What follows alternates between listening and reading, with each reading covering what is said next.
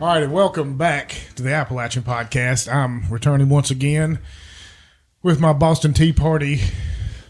Man, you guys are the guys that threw it in the water, not me. Well, it was because of y'all and your tax on it, and Well, I mean, because of that. That was the crazy King George. We know he was certifiably insane, right? You know, I haven't asked you about this yet, Simon, by the way, just in case anybody didn't recognize that accent. I mean, what have you made about this whole recent event where the two most spoiled kids on the planet are arguing back and forth about which side of royalty that they care to be on? It's a pitiful show.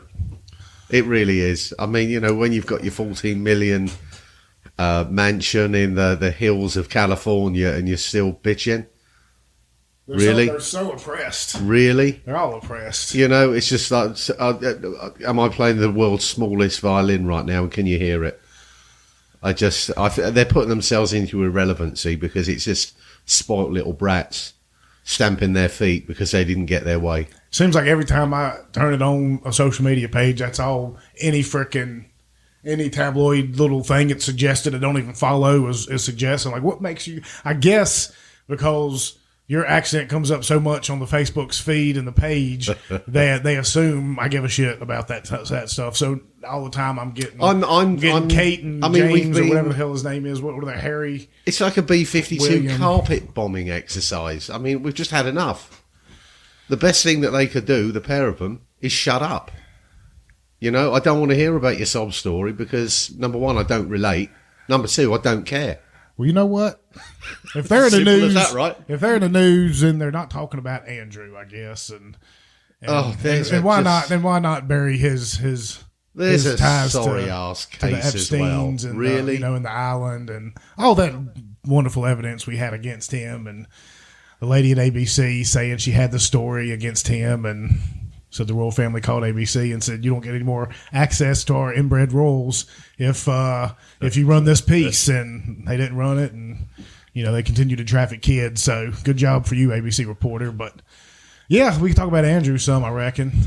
Yeah, he doesn't hold very high in my esteem right now either. Yeah, he'll be in hell with Jimmy Savile somewhere on the riding coach to get there too. Not even first class. Yeah, and the fact that he still, is considering or even wanting to get back in the royal fold and public life just staggers me. Well, he can be the one who brings beheadings back to. That'd be nice. I mean, whip out the guillotine. He should be relegated to definitely the back seat where you get the nosebleeds up in the bleachers. I mean, just go away.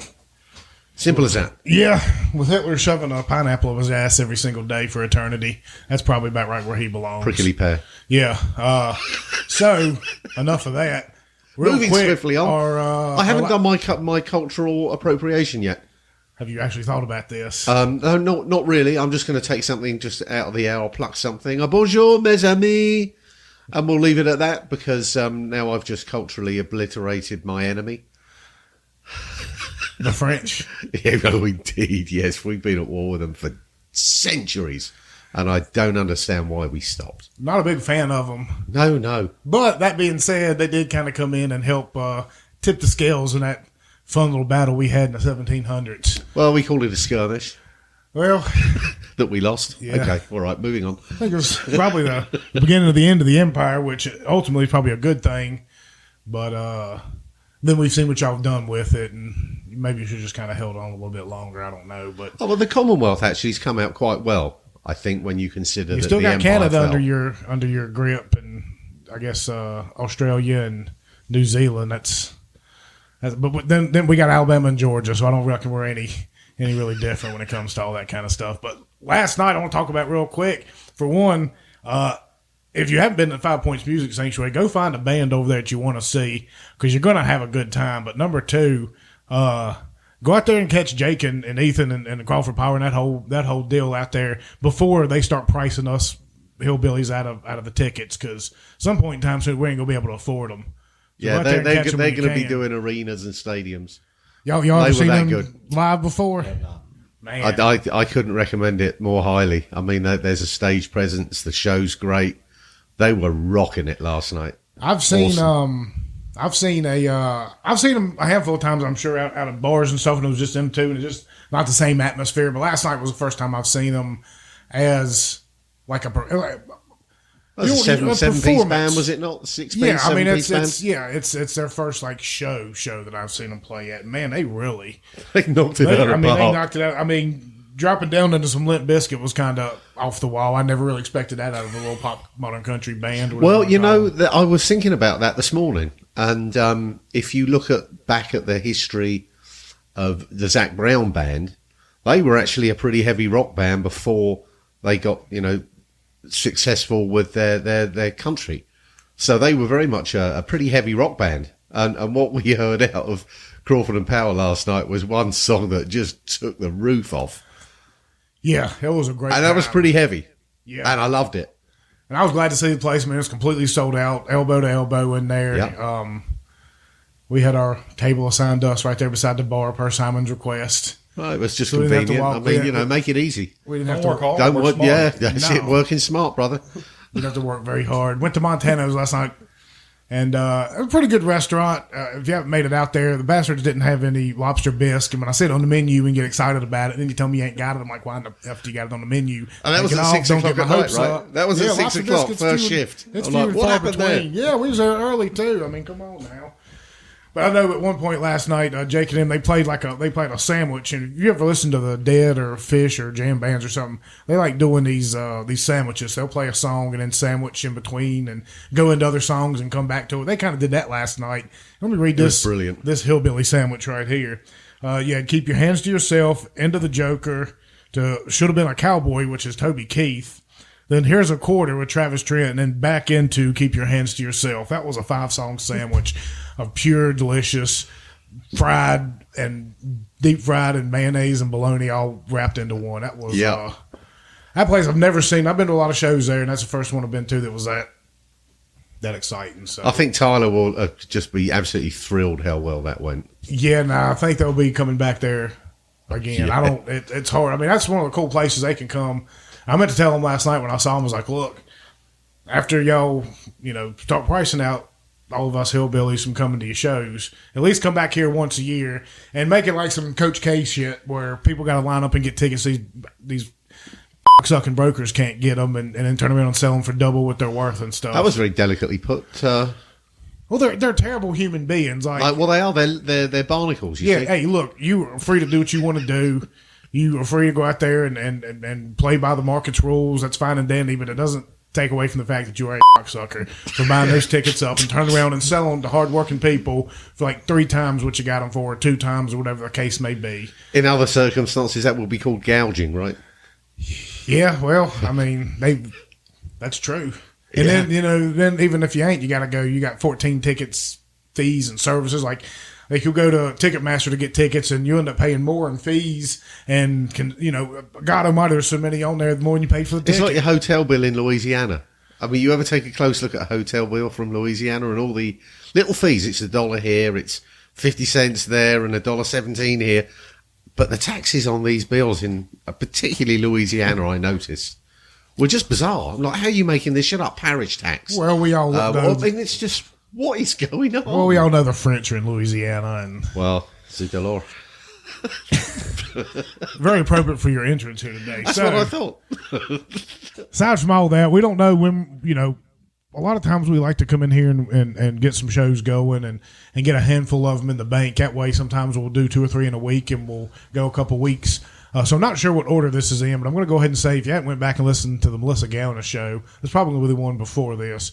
Really great, really good time. We were on our best behavior. We didn't curse, not once. Not once, which is a record. We didn't drink any. That's also another record. Well, that was just down to the fact that it was 10:30. Well, I mean, that wouldn't stop anyone anyway. But they were super great. Give her whole Ignition Ministries and her podcast a listen. We should probably do it more often. she's got a great message. And Josh, they both have a great bless them message. for sitting down with heathens like us and giving us their time. But that's great. So go back and listen to that one today. We got a heck of a show on here because I know a few things we're going to talk about. One, I want Amos to explain cricket to us so we can all laugh at him because we got some baseball players in here today. But want me? No, that's Amos is probably still in bed after you broke him last night. You're talking about me and cricket, right? Just keep going, carry on, Billy. I will. Because We'll get to it, I promise. Cricket's a very civilised game, old chap. Yeah, sure. It's got the highest suicide rate of any sport in the country or in the world, which is why I'm interested in finding out. Is it really? Yes, it does. Because apparently you maniacs play the game, and a game will last like 4 days or something. It can last 5. So so somebody will make one mistake, and they'll be like... And off themselves. Yeah, exactly, because damn, I just cost 5 days, You just blew 5 days of effort out the window. Yeah, exactly. Baseball's like, I threw a 2-1 and he took it out of the park. I'll get them back tomorrow. But anyway, so today we're being once again joined by our buddy, our guest co-host, Carter Chitwood. Carter, we saw you in here a couple days ago, and that show went off the charts. I think everybody enjoyed it. Everybody said it was one of their favorite ones to date. That was a good show. I enjoyed that show. Yeah, and I was telling Simon, and I sent you the message. Somebody hit me up with Buff Bagwell's phone number, and I'm not exactly sure how to. Apparently, he's been 125 days sober, which is great. I'd love to get him to come in here and tell us stories because he has some stories of a true maniac. And you were telling me some tales, and I'm not quite sure whether we should even get close to entertain this because this is only going to go one way, and it will be the way of Caleb Florner. It could. But on the other hand, Buff Bag, he was a star. Back in the day when Vince McMahon. I don't know if you remember when that happened, but I guess apparently when he took over WCW, like him or Shane or something walked in the middle of the ring on WCW, and everybody was, "What the hell y'all doing here?"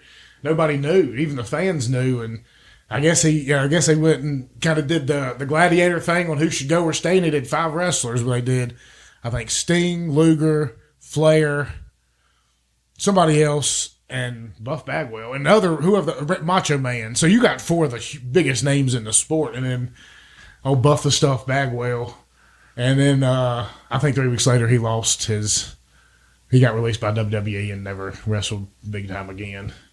Because a lot of them guys had huge contracts. And Vince McMahon came in and said, well, I'll pay you pennies off the dollar, and then I'll use you over here. He didn't really need to use you.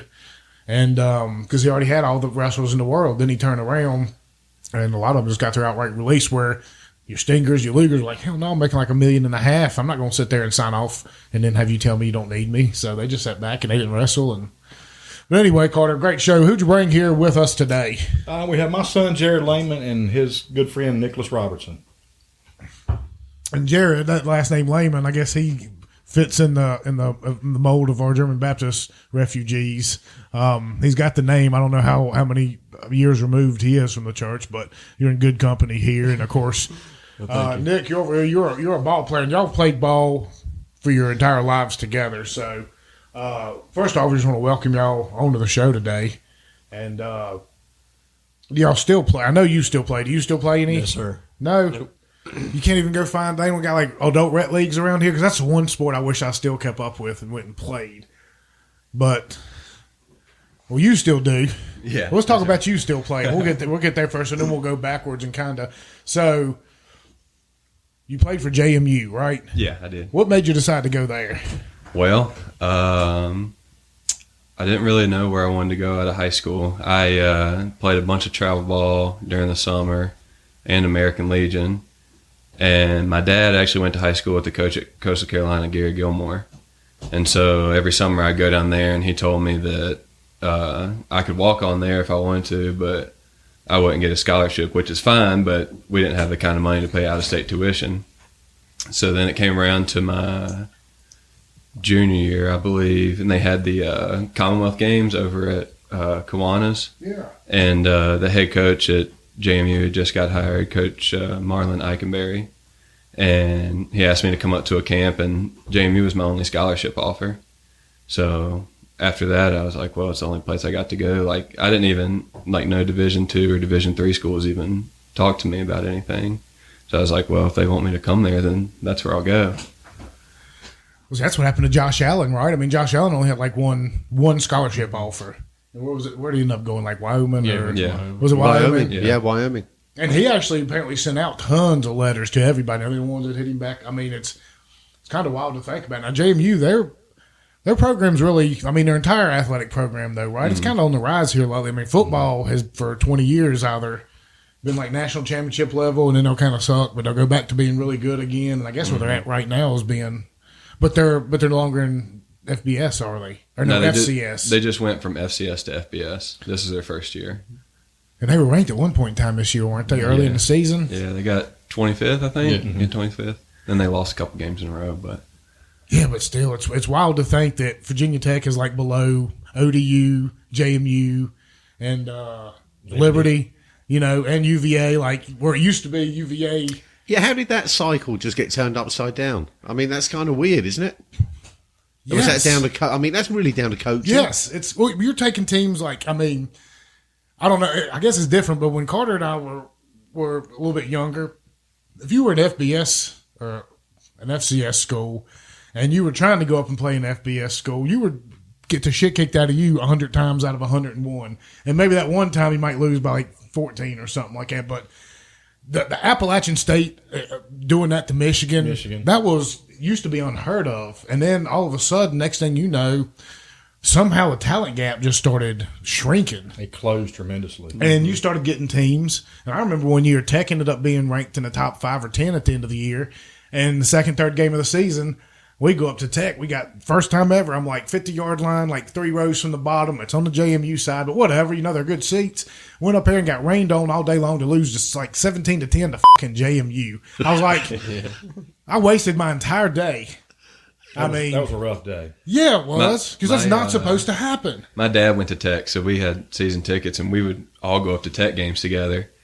And I used to be a huge Tech fan, and when I saw that they lost to JMU, I was devastated. Yeah. So then once I went to JMU, I started like telling Dad, "Hey, we got you." But they've done it again since, haven't they? They've done it again since, haven't they? They beat them because Tech was ranked in the top 5, I think, at the time, top 10 or something.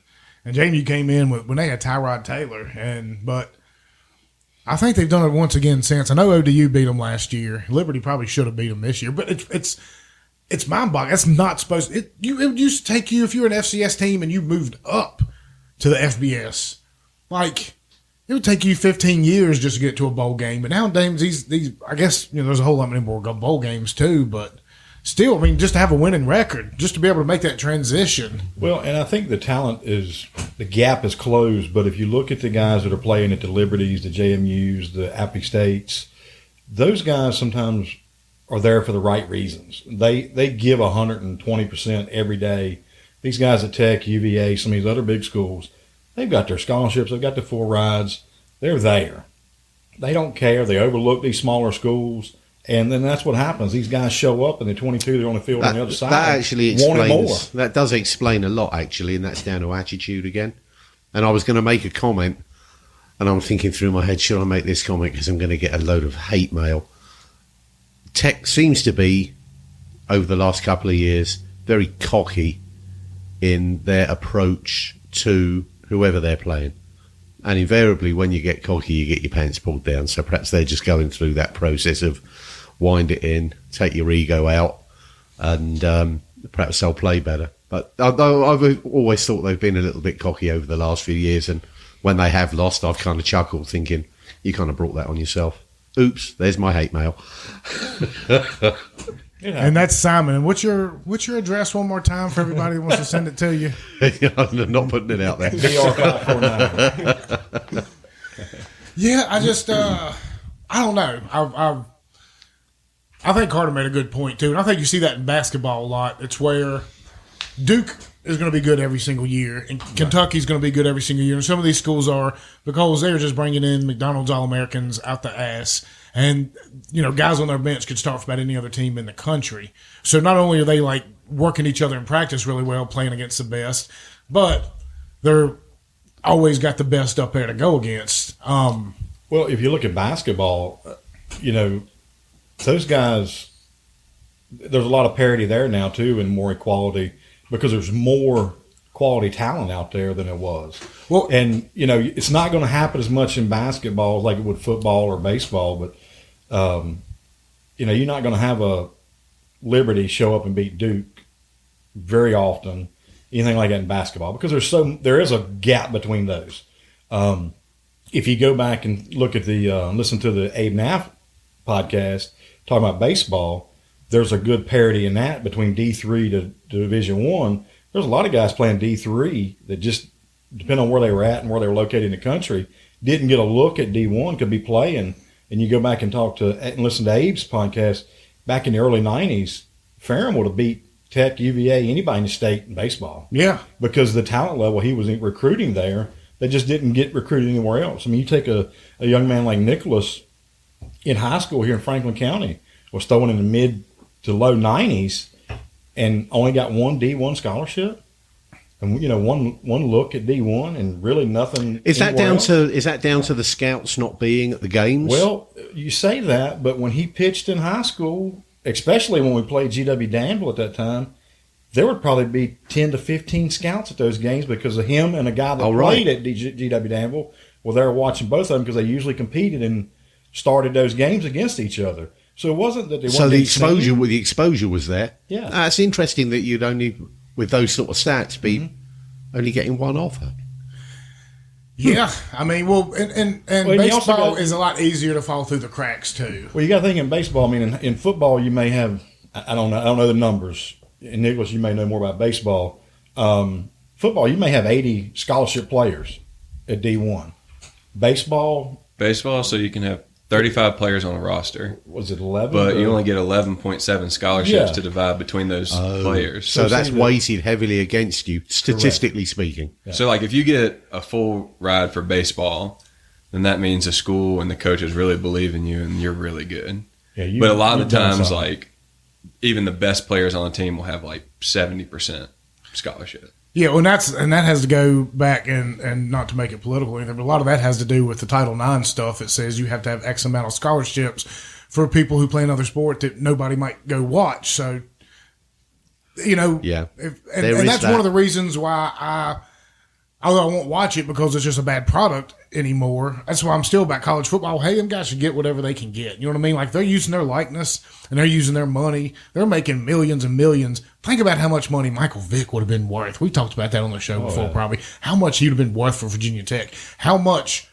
that place has grown because of what he did. Michael Vick put Tech on the map. Next thing you know, their entire stadium's been upgraded.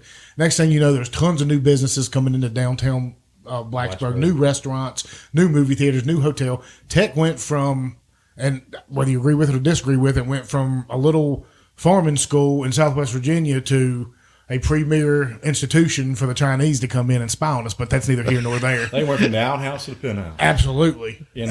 For about 3 years. And I don't particularly care about that. I'd much rather it been the old, ag school, engineering school, tough lunch pail mentality kind of school. Now, they're just trying to be UVA number 2, and it kind of sucks.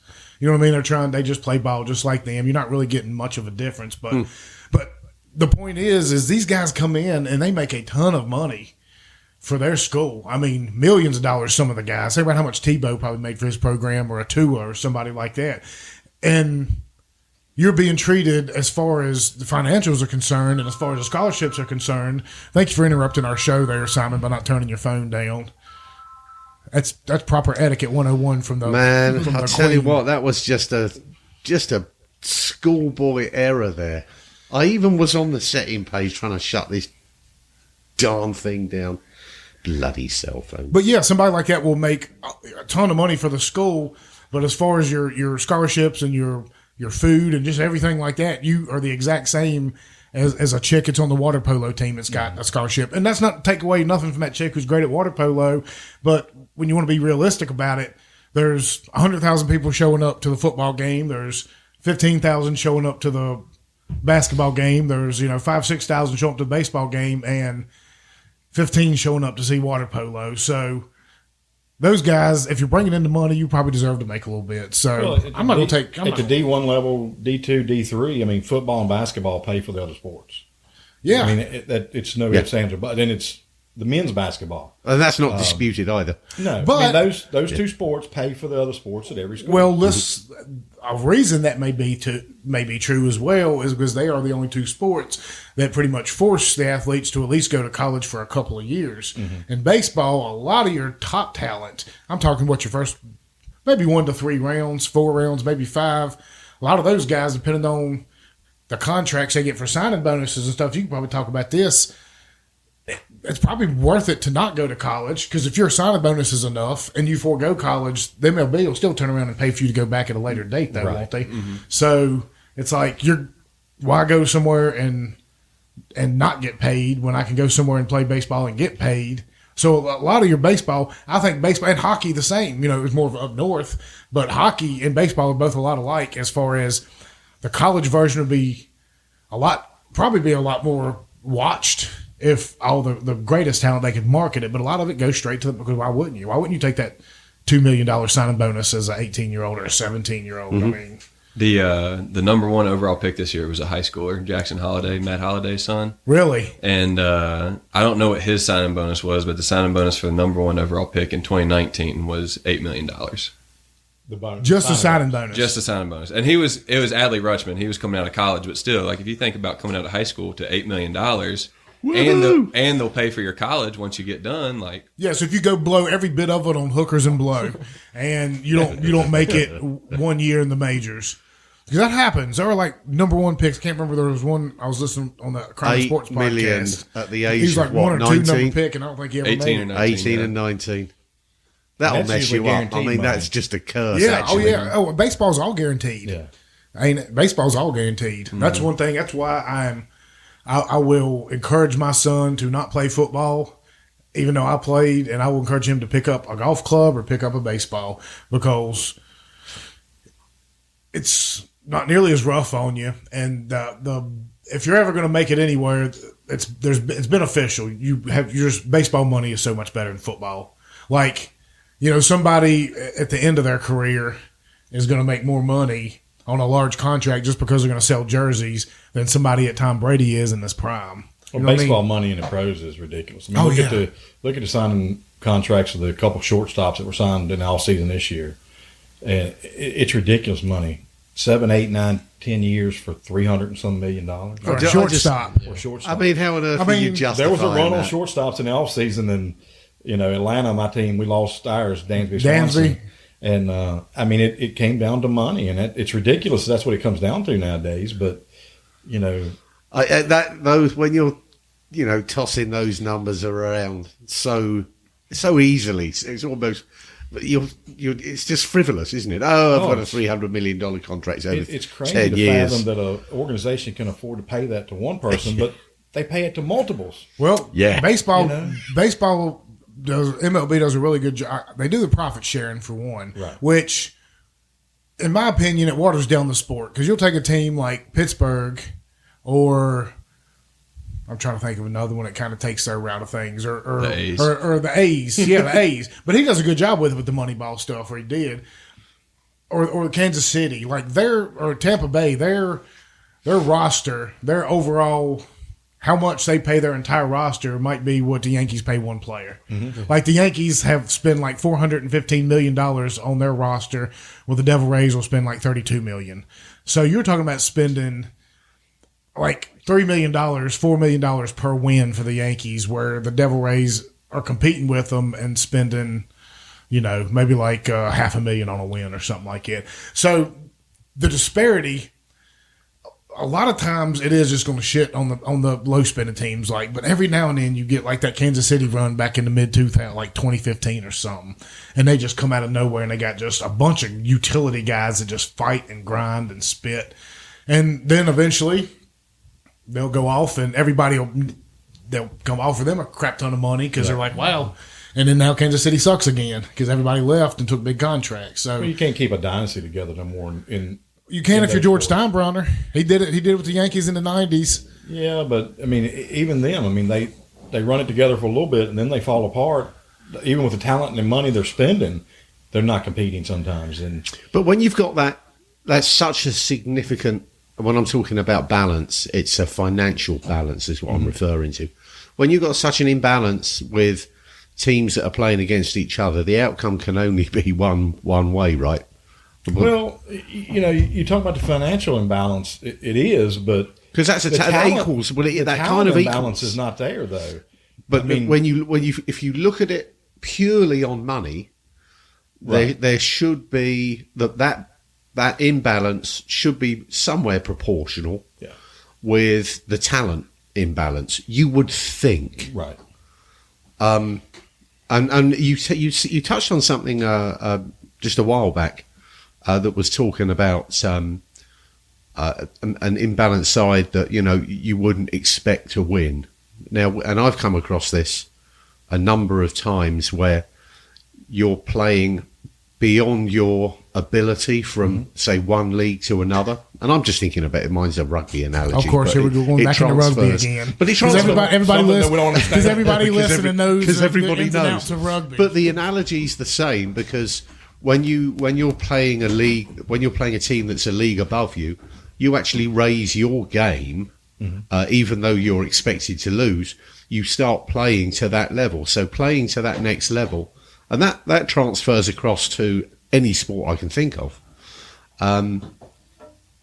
So perhaps that may explain some of the not so imbalanced talent when they're up against such an imbalance financially. It's just intriguing how that dynamic works.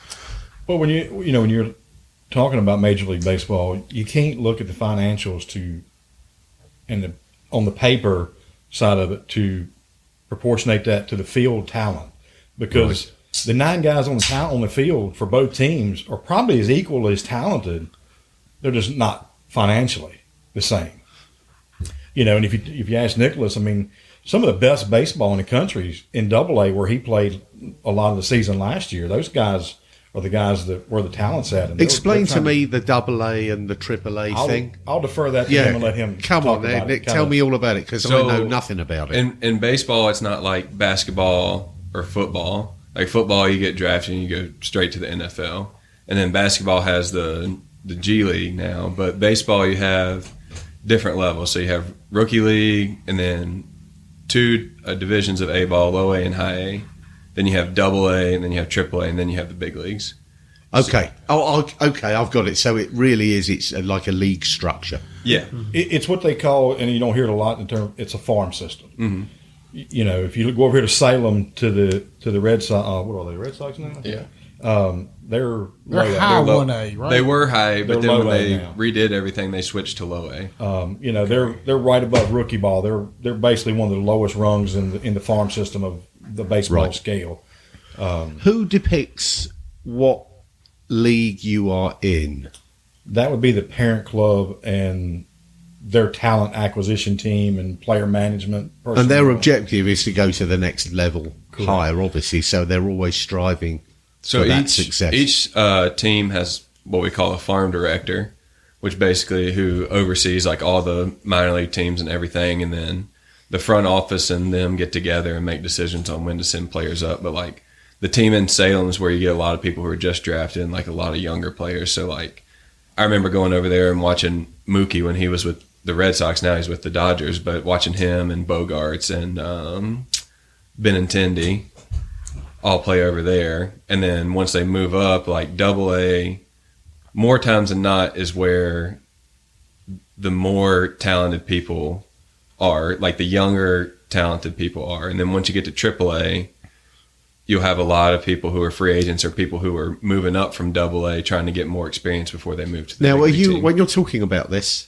because my perspective is getting confused here, are you talking about a team is looking to go from minor A to Double-A? No. This isn't soccer where if you win a league, you go up. And so if you're this is the all worst, about you go individual down. players. Yeah, just the players. So say take the Dodgers, who your organization. The Dodgers are out in L.A.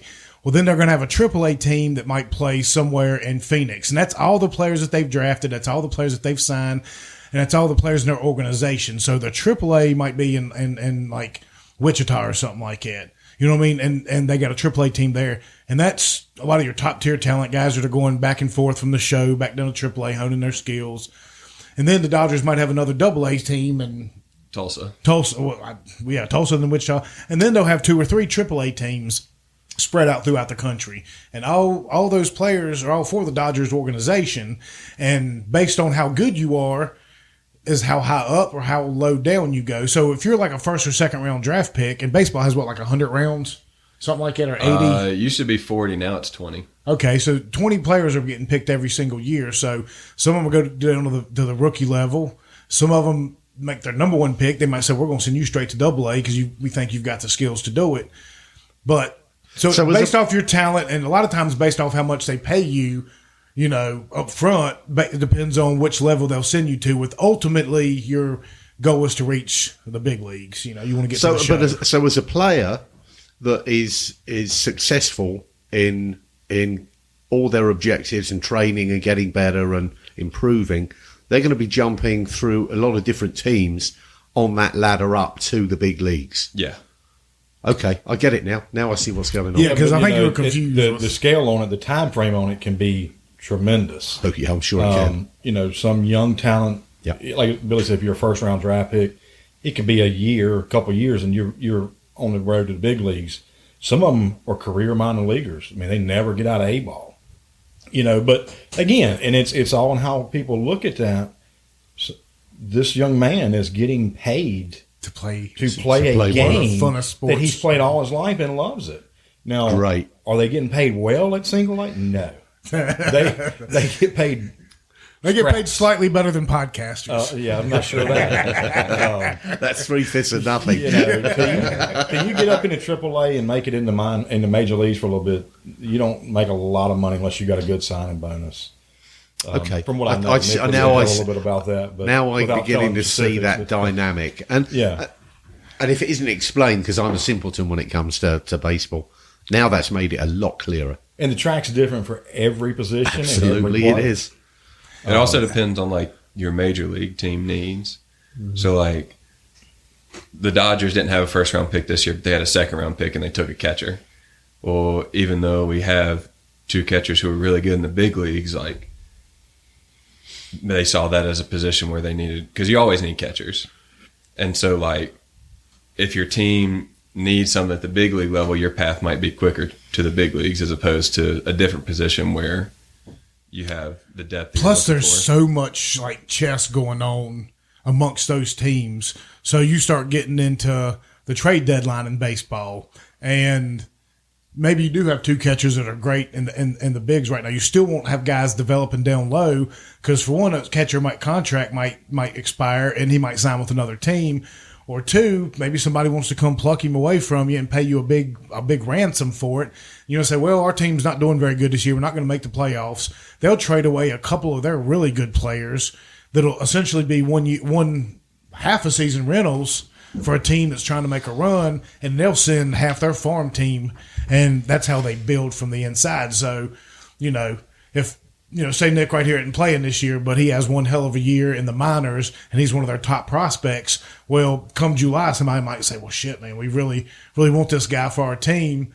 And we're going to trade him out and we're going to give you all these hot prospects we got here to help. So you're getting rid of one of your big time players, but you get two or three hot prospects that might end up turning out to be three really good players in a year or two. I can see why you have to guard your statistics very carefully, which, that's a good thing, right? That's keeping you hopefully on your A game to always be presenting good statistics that makes you more attractive to the poachers that are out there, right? You can typically tell how good you are, how not, by the city you're going to be playing in. So if they tell you you're going to Danville or Pulaski, then you got a lot of work to do. If they tell you you're going to Salem, then you might have a chance. If they tell you you're going to Richmond or something like that, you're on your way. Charlotte, one step away, and then after that, of course, Charlotte's better than some of the big league cities they're in too. I don't know why Charlotte doesn't have a team yet, but I kind of hope they do get one in the very near future. Well, they've been talking about expansion They're teams. one of the three. The three are Vegas, Nashville, and Charlotte. Yep. I think that's maybe Portland was one of them there for a minute, but I can't imagine. God, who would want to play their big league career in Portland? Who would want to do anything in Portland? I don't know. But Charlotte might be a great place to visit, but play baseball or something in Portland? No, thanks. And I'm a huge Braves fan, always will be. And, of course, I'll root for other people here and there. I'll root for you no matter what team you're going to be playing at. But I'll be like Ron Hodges. I always used to tell Ron, I said, Ron, get rid of that damn Mets hat. I said, I don't care if you played with them or not. The Braves are a whole lot sleeker. Why don't you just put this Braves hat on? He said, never. You know what I mean? Because you played for the next 12 years. The guys are loyal, man. They don't give it up. But you know what? A few years later, finally, got to see his boy get drafted by the Braves, and I knew you had to put one on now. Ron, you got to put a Braves hat on now. Wouldn't you know that bastard went off and ordered a specially made Braves hat in Mets colors? So he had the big A on it because I saw him and said, Rod, you still wearing the Mets? And he turned around and looked, had a big old A on it. I said, you sneaky bastard. But, you go back to Ron's days. That's the days where people played for the club. He probably made a decent living with money-wise. He was never a big pay guy, but, he was a journeyman for the Mets and a catcher. He played in one World Series, won a World Series with them. And he didn't win one. He didn't win one. They played in it. Played in one, and then the year after Hodjo was born, we like to give him hell about that. But you know what? He had 3 kids, and then the fourth comes along, and he decides to quit playing. And what happens the next year? The Mets win the series in '86. Buckner. That's if you ever watch any kind of baseball highlights, Bill Buckner. That's first base. Routine ball hit down the line. He goes to go and the ball goes right underneath his gloves. Right, and the city of Boston ran him out of town. Literally ran him out of town. Like they did not welcome him back for probably 25 years until Boston finally won the series because Boston had the curse. One mistake. Well, I know the guy. The curse of the Bambino. I know who broke the curse. I have a baseball mitt signed by him, Johnny Damon. He was part of it. Yeah. Yes, he was. He did the Grand Slam. I think it was a couple of weeks with him in the Caribbean. Do you know much about the curse? Do you know what we're talking about? I know about the curse. You kind of look like Babe Ruth a little bit. Man, don't make me get out of where's a bat? I know there's plenty of somewhere. But yeah, it's crazy. It's to think about the different levels and stuff. And so y'all have been playing together. Did you play any other sports in high school? I played golf and basketball. There you go. You walk around with football. That's probably a good thing. No, my dad played football, and he wouldn't let me play until I got to high school. And at that point, when I was a freshman, I was like, well, I don't want to start now. I'm going to be too far behind everybody. Looking back, I might have been able to pick it up just like them. But I think with your athletic ability and your stature, you would have been all right. Just a hunch, but just a hunch. I told him, I was like, I'm glad I didn't play football. Yeah, he probably could have picked it up and done something, whether it was a tight end, wide receiver, quarterback, something. He could have made something out of it, I'm sure.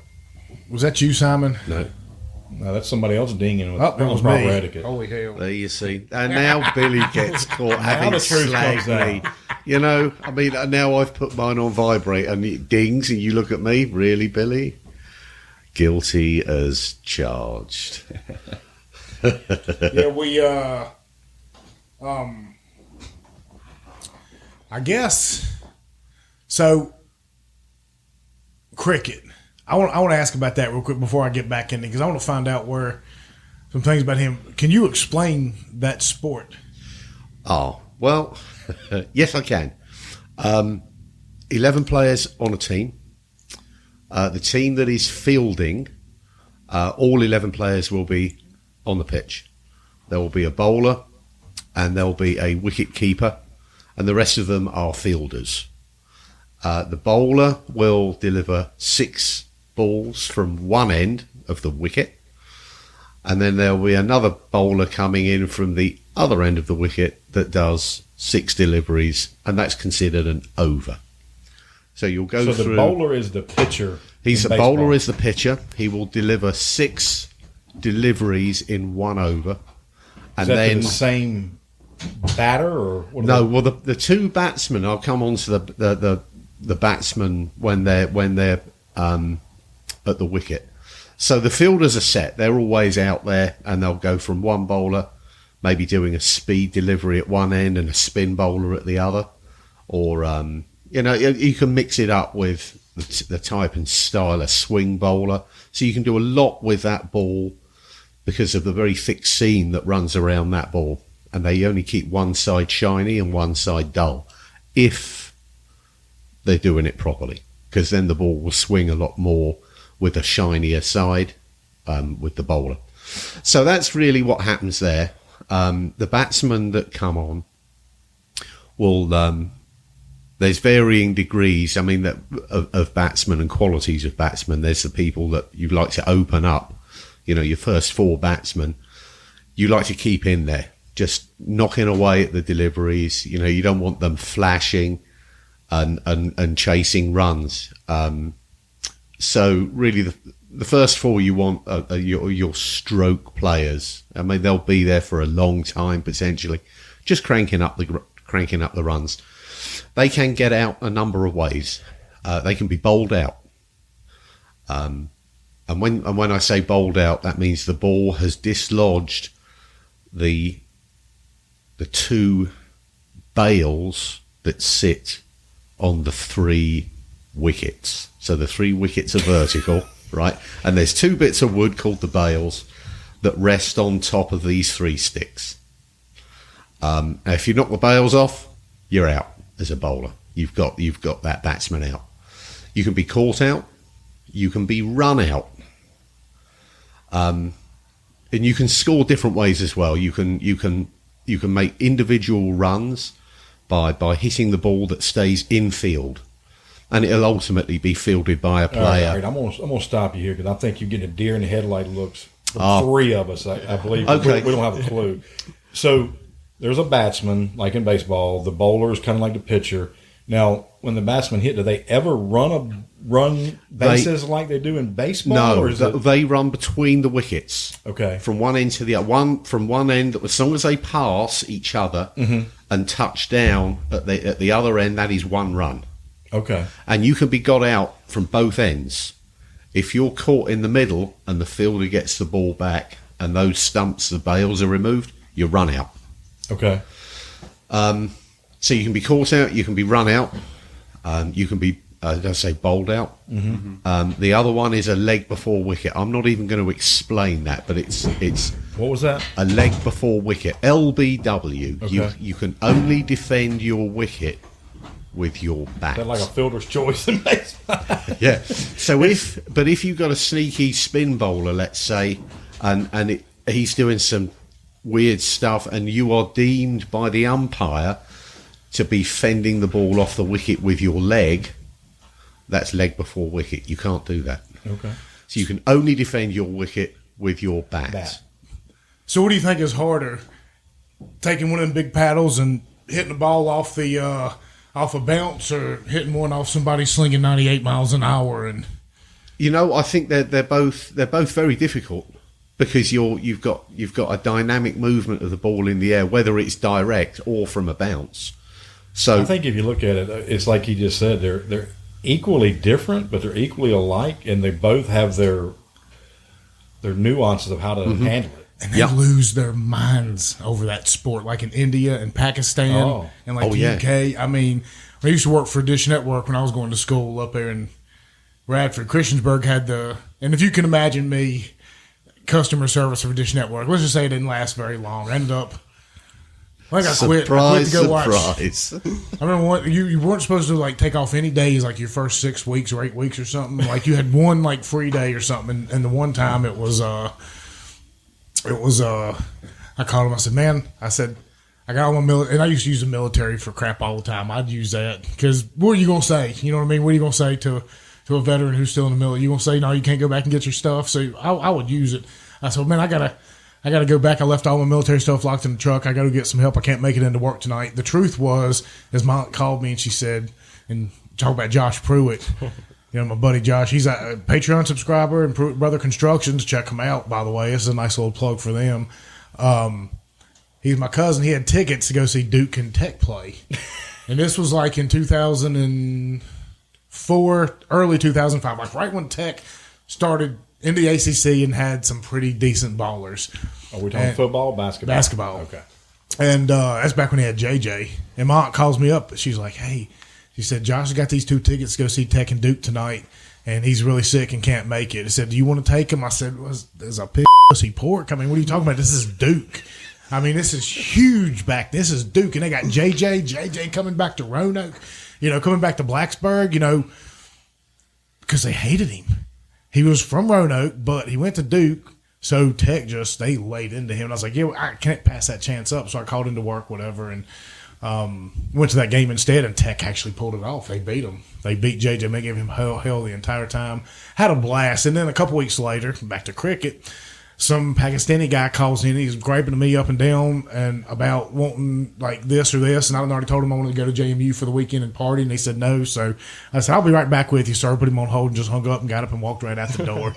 I said, I ain't doing this shit no more. Priorities. Exactly. I said the chicks are partying at JMU this weekend, and I don't care. I'm cricket. Tired of talking about cricket. But they take it so seriously.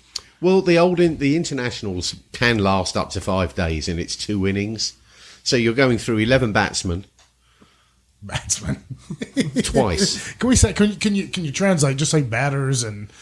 No. This is a civilized game, old chap. You mean to tell me somebody go out there? Translation. Yeah. There we go. But no, so yes, it can last 5 days. 5 days, a full international can. But they've got these new games now, 20 overs, and you're just knocking the cover off the ball. There is no defensive play whatsoever. And these games can be very exciting. You know, they're played in one afternoon or one evening. And, they've brought the element of I don't know, I mean, it's excitement, there's exhilaration, and it's all, the brakes are off. So it bears no resemblance to an international game of what we call Test cricket. All right, so tell me this. You're an Englishman. Uh-oh. Your mummy has just given you $50, and she said, go out and buy your favorite fish and chips and go to one sporting event you can. What is the English going to go to? Is going to go see a rugby match, a soccer match, or a cricket match? What's the biggest thing? What's the biggest sport? I would go, for me... Not for you, just for the average person. You're not the average person. Football. Like in America, you would say football is the one you're going to go watch and play. Like, if you got tickets to anything, most people are going to take the football. Not me. I would take the baseball or the hockey. But so what's the average mouth breather going to be? The average mouth breather would probably pick football. Which is soccer. No, it's football. Which is soccer for anybody listening. It's football. No, for anybody listening, they're football. crisps as well. I'm just going to run. I'm going to keep running with this. They're crisps as well. So y'all didn't play. Did you play any other sports in school? No, I did not. No, just baseball. Yeah, baseball. That's all. What'd you play? I played left field and pitcher. Left field and pitcher. And you were just solely a pitcher, or did you play anything else? They had to use you in other spots. I played first and third until my senior year, and then I played shortstop. How long did you ever? You didn't pitch? Well, I pitched, yeah. Were you a starter in high school, I'm guessing? Yeah, I was. So for you, like, we always hear a lot of these days about these kids just throwing out their arms and stuff. You didn't have anything like, you got to go in there and play quite a few different sports, so you didn't focus 100% on the baseball side, which probably helps in the long run because you're not at 22 years old getting Tommy John surgery. You know what I mean? Well, I had it when I was at my freshman year at JMU. Oh. So... So how did that come about? Like, but you know, that surgery back in the day was like what 10 or 15 years ago was a career killer. Yeah, now it's actually a career helper for a lot of people. Explain that for all the old school people. Like, it was just like I don't know how it was when like 10, 15 years ago, but now just like the rehab process. It's not. There's some people who think like the surgery is what makes it better, but it's not. It's all the rehab that you have to go through because you're concentrating so much on like getting your shoulder stronger because you can't do anything with your elbow. And then once you get back anything, you are making sure your mechanics are better and stuff like that. So if you take it the right way, like even though the surgery sets you back, if you do the rehab process right and get the rest of your arm strong enough, then it'll help prevent further issues down the road. That's amazing how in just such a short period of time, because it would 20 years ago, if you said have Tommy John surgery, you're talking about missing a year and a half of baseball. And the likelihood of you coming back and being what you once were was so slim. How long was it? How long did you not throw a baseball? Didn't throw a baseball for about 8 months. Didn't play in a game for a year. And that's what he's talking about, the recovery process. I mean, it's building the rest of his body back before he picks it up and throws it. And you're talking about a freshman at JMU getting back in 8 months. And we're talking... You know, the Roger Clemens of the world 20 years ago getting hurt and not coming back for a year and a half minimum. Probably not pitching a ball in a year and a half. Probably 2 years before you're actually playing competitive, and you are not the same anymore. Like, they pieced it back together, hoping you go out there and be 3/4 of what you once were and maybe sell some jerseys. But you had no expectations because it wears you down, you know, that motion. I think they've got so advanced with their recovery programs and an advancement in the medical field that it's inevitable that what would be a career-changing injury isn't necessarily the case now. Well, even in football, the guys tear. I mean, how many times back in the day did you hear about somebody tearing their Achilles? Like, never. And when it did, it was like game over. Nowadays, they're tearing them every other time you turn around. And those guys are back the next year. I mean, ACL, they might be back at the end of the year these days anymore. ACL was a year out. You were done. It's crazy to think. And I mean, they're putting. I mean, but there's a lot of wear and tear. So, as far as you, Nicholas, what year did you get drafted, or did you get drafted? 2019. Is that your senior year? That was my redshirt sophomore year. Oh wow! So 3 years into it. And what round did you go in? The 7th. Okay, and that's when you didn't come back to college after that, did you? 7th round pick. That's pretty solid. I remember when Thomas was supposed to get drafted, and I'm telling you right now, we talked about this on the Abe show. Abe talked about what kind of a player Thomas was and what kind of a teammate he was. It kind of blew my mind because I've always known Thomas as a wild, out of control. Let's just get in the car and drink a bunch of beer and be as dumb as we possibly can. And that's just Thomas. He's got that personality. And I always thought, well, maybe it didn't work out for him because of that personality on the field. And so when Abe come in here and said, no, he was... It was a foot injury. Yeah. But when I was in high school, before he even decided to go to Ferrum, I'd go to his house after school and it'd be a stack of freaking letters from every single Major League Baseball team. Every single one of them. And I remember when I was over in Iraq, we had the internet to one of our computers over there. And we got 15 minutes or something, so I would make sure I went in there in the middle of the night. Because back then it was like 60 rounds, it seemed like, for baseball. Something like it was wild. Because I remember going down through like almost closer to 100 round after round. Like, where in the hell's Thomas? Where in the hell's Thomas? Where in the hell's... And never saw him anywhere, ever. And he had immense talent. Like, you're talking about somebody that could throw the ball 95, 97. Talking about somebody he'd go up and knock one out of the park at the same time. And, just a good teammate and stuff. And it blew my mind. Like, how in the hell did... So to get drafted in the 7th round and Thomas wasn't even sniffed, I mean, that's pretty impressive. I mean, where did you go? Okay, yeah, this will tell us a lot. Where was your first stint? Where did you play at? Rookie ball in Arizona. Arizona. They didn't even send you to Pulaski?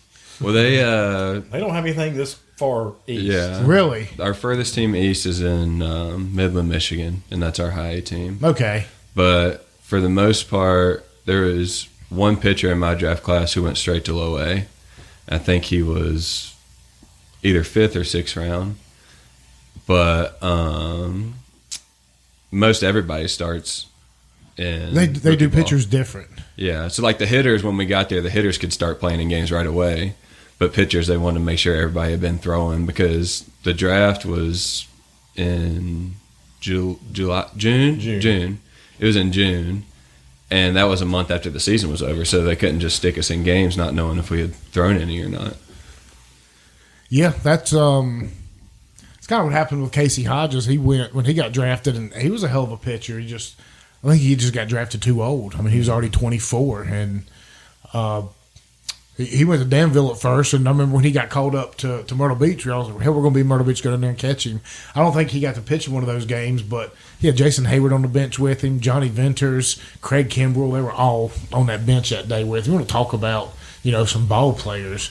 So where at in Arizona exactly was your first stint? At our spring training complex in Glendale. Oh, okay, so you got lucky. You weren't out in like Endicott of Arizona somewhere playing. No, that's what's nice about the spring training in Arizona is that our furthest team away is 45 minutes. Whereas in Florida, you got people on both coasts, and we had a guy that got traded from the Blue Jays, and he was like, yeah, some spring training games we went, it was like 3 hours away. And I was like, well, we just go from the west side of Phoenix to the east side of Phoenix. Oh, really? Yeah. What's baseball like out west? Is it kind of like it is back here? Is it more sparse, or do they really take? Because I know down in like them Hispanic leagues and stuff, them boys get into it, man. They down in Dominican Republic, they treat baseball like most people treat soccer in England. I mean, they're sitting there, they're shaking shit the whole time, Football, and they're It's loud. highly valuable. Yeah, it's wild, isn't it? They're treated like gods. Yeah. I was lucky enough to go on a trip to the Dominican Republic the year I got drafted, and it was when they have the Winter League down there. And I had seen videos like the games, but I've never experienced it. And we got to go to one, and it was unbelievable. I mean, it was truly like a soccer match. Yeah, it's wild. Like the what are the horns called? Like a Vuvuzuela or something like that. I don't know how to pronounce it. I know what you're talking about. But like that and flags, and I was like, man, I've never seen a baseball game like this. And the fans are into it the whole game. And after the game, like if they see somebody on the street, it is like that is the most famous person that they know. Yeah. Yeah, like the major leagues is honestly, and I'm gonna say something that you can relate to. The major leagues, honestly, and around here, baseball, it's really exciting when you start getting to the ninth inning, when stuff gets tense. It's like when the atmosphere and you can feel the tension in the air, the play starts getting more and more. The first couple innings it'll be more relaxed, and people, you get a base hit and people are, chapping away. Then you get back to the seventh or eighth inning, and that's when people start getting up and screaming and talking about people's moms. But still, overall, baseball around here would be kind of like a British porn. Like okay, I'm done. You know what I mean? But down in the Dominican Republic, and even in like some Asian countries, it's like Girls Gone Wild, New Orleans, freaking French Quarter. I mean, people are losing their minds. Oh, they do it over in the Japan League, man. It's and I mean, it's got to be so much harder. Like, I understand it in the 10th inning, 9th inning, when the whole crowd is up and screaming and losing their mind. I can imagine what's going on in your head, whether you're the pitcher or the batter, because you're thinking, God, I either got to throw this down there or I got to hit it. But down there in the Dominican and Asia and shit like that, it's like first inning, like my coffee ain't kicked in yet. These people are losing their freaking minds. I mean, you have to be on point the entire time. It's something else. It's wild to think about how different cultures. The Caribbean and their passion. Billy's wrecking the joint. Their passion for cricket is exactly that as well. It's like that Dominican and the baseball thing. You get they play cricket down there too. The Caribbean is a huge cricketing nation. I saw one of my first cricket games out of England was in Bermuda, and I thought, man, I've turned up to like Mardi Gras. I was like, what is going on here? I mean, there was someone made 4 runs and the stadium just erupted, and there were people running across the pitch with flags. I mean, they were losing their minds. I'm like, hang on, I thought cricket was a civilised game. What the hell's going on? And they just, completely lost their minds, which sounds very much like the Dominican thing. The Cubans lose their mind for baseball. Yeah, and the Cubans probably per capita probably produce some of the best ball players in the world. Yeah. It's mind-boggling. But that's a different passion, And most of them, like you talk their stories, they have to escape. Oh yeah, and like they got weird things in their contract and things like they can't go back to their family. It's a lot of crazy stuff. Like Abreu and all them boys. I mean, they just what's in their contract? Well, sometimes that's their only way out. It is. I mean, where you're going to make some serious coin. Well, compared to what you normally make, I mean, anything is serious coin compared to Cuba for the most part. But to be able to come up here and go from being dirt poor, like probably living in a house that has no floors, to playing in front of Yankee Stadium in front of 50,000 screaming people and making $115 million or something. I mean, it's just I can't. They go from, like, we grew up around here playing baseball with just sticks and shirt rocks and things like that, and to playing a real game and civilized and making some money at it. Yeah, it's crazy. And they're here, and then their own demigods back in their own countries. Oh, yeah. I mean, they are. It's insane how they react to them. I mean, and they've made it. I mean, you go back and look at the videos of Acuna with the Braves. He went back and played some this off season down there, and these folks just went nuts over him. Yeah, I mean, we do here because he's a great ball player, but down there, Lord have mercy. Yeah, they get behind him. Mind you, when you screw up, they come after you too. Yeah, but I mean, not quite like they do in soccer. Like, I don't think anybody will drag you out in the streets for scoring a goal in your own team. We don't take it quite that seriously, but maybe down there, maybe they would. But they're heroes, you know what I mean? Like Acuna, they are cultural heroes. Oh, he's a hero here too. I mean, imagine just this racist city like Atlanta, just welcoming with open arms somebody who's not dressed in a white robe or something. If you can just imagine it, that's how it is down there. It's mind-boggling to see, and to go back to his home country and be even bigger. Like, baseball, there's something special about it. I think in the movie Moneyball, that line in Moneyball is probably sums it up best. There's something romantic about the game. It really is. Like, it doesn't get more American. Baseball and guns is probably the most American thing we've got out there. So I want to talk about rookie ball a little bit more because I want people to put this into perspective. Because every time you think, well, I got drafted by the Dodgers, and I got this signing bonus and stuff, but rookie ball, man, you traveling around and probably beat up buses and staying in small hotels and sharing a bed with your I don't think catcher. it's quite like the movie Major League portrayed it. Maybe it was back then when that one came out, but yeah, it'd be interesting to hear Nicholas's. Yeah, I gotta see how rookie ball is. Because the average American's portrayal, look of a professional baseball player athlete is, they're rich. They're making tons of money. They're playing professional ball. Mm-hmm. But I don't know that it's quite that way. So, like, every team has a complex league team, which is at their spring training site. So, like, in Arizona, we would stay at the team hotel, go in and work out the spring training facility, and play at other team spring training facilities. But then above complex rookie ball, we have what was called like an advanced rookie team, which would be like Pulaski or Danville. And we would stay with host families. So people that would just like talk to the team and like provide housing for us. And I was in Ogden, Utah, which I bet that was pretty. It was up in the mountains. The scene behind the stadium was. Have you ever seen like a picture of BYU's baseball stadium? Yes, I saw that. It's not as pretty as that, but it's pretty close. And that whole league up there is just, it's all in Utah. So the fans are probably Colorado. pretty super polite and probably handing you like dishes of macaroni and cheese and stuff as you're walking out. Like, here, take this with you. We just want to make sure you're fed and hungry. Utah's they're such awesome, nice people. But the host families and like just going to like a bunch of these small cities, it's a cool experience. But I think that's been the best thing was like seeing like how when you advance from one level to the next level up, like the type of city that you're in, you can tell like you're going to a bigger city trying to get ready for like the major league teams. But I really enjoyed my rookie ball experience just because it's like when you get drafted, it's like, oh, I know about like all these farm systems and levels, but until you really experience it, you don't really like appreciate it. Did you play any wooden bat in college? Did you get invited to any of those leagues like the Cape? I didn't play summer ball at all in college, but the year I got drafted, I was supposed to go up to the Cape and play for Brewster. Really? That's pretty big. That's a pretty big accomplishment. Like the Cape is where your top prospects and stuff go. And I think the Mustangs, they're in like the Carolina. What is it called? It's like the CPL, something like that. Yeah, and I think they're probably they're like second or third highest on the tier. Like you're doing pretty good if you go there. You got a chance to make it.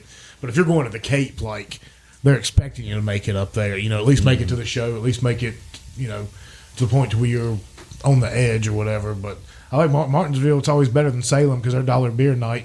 You get bigger beers.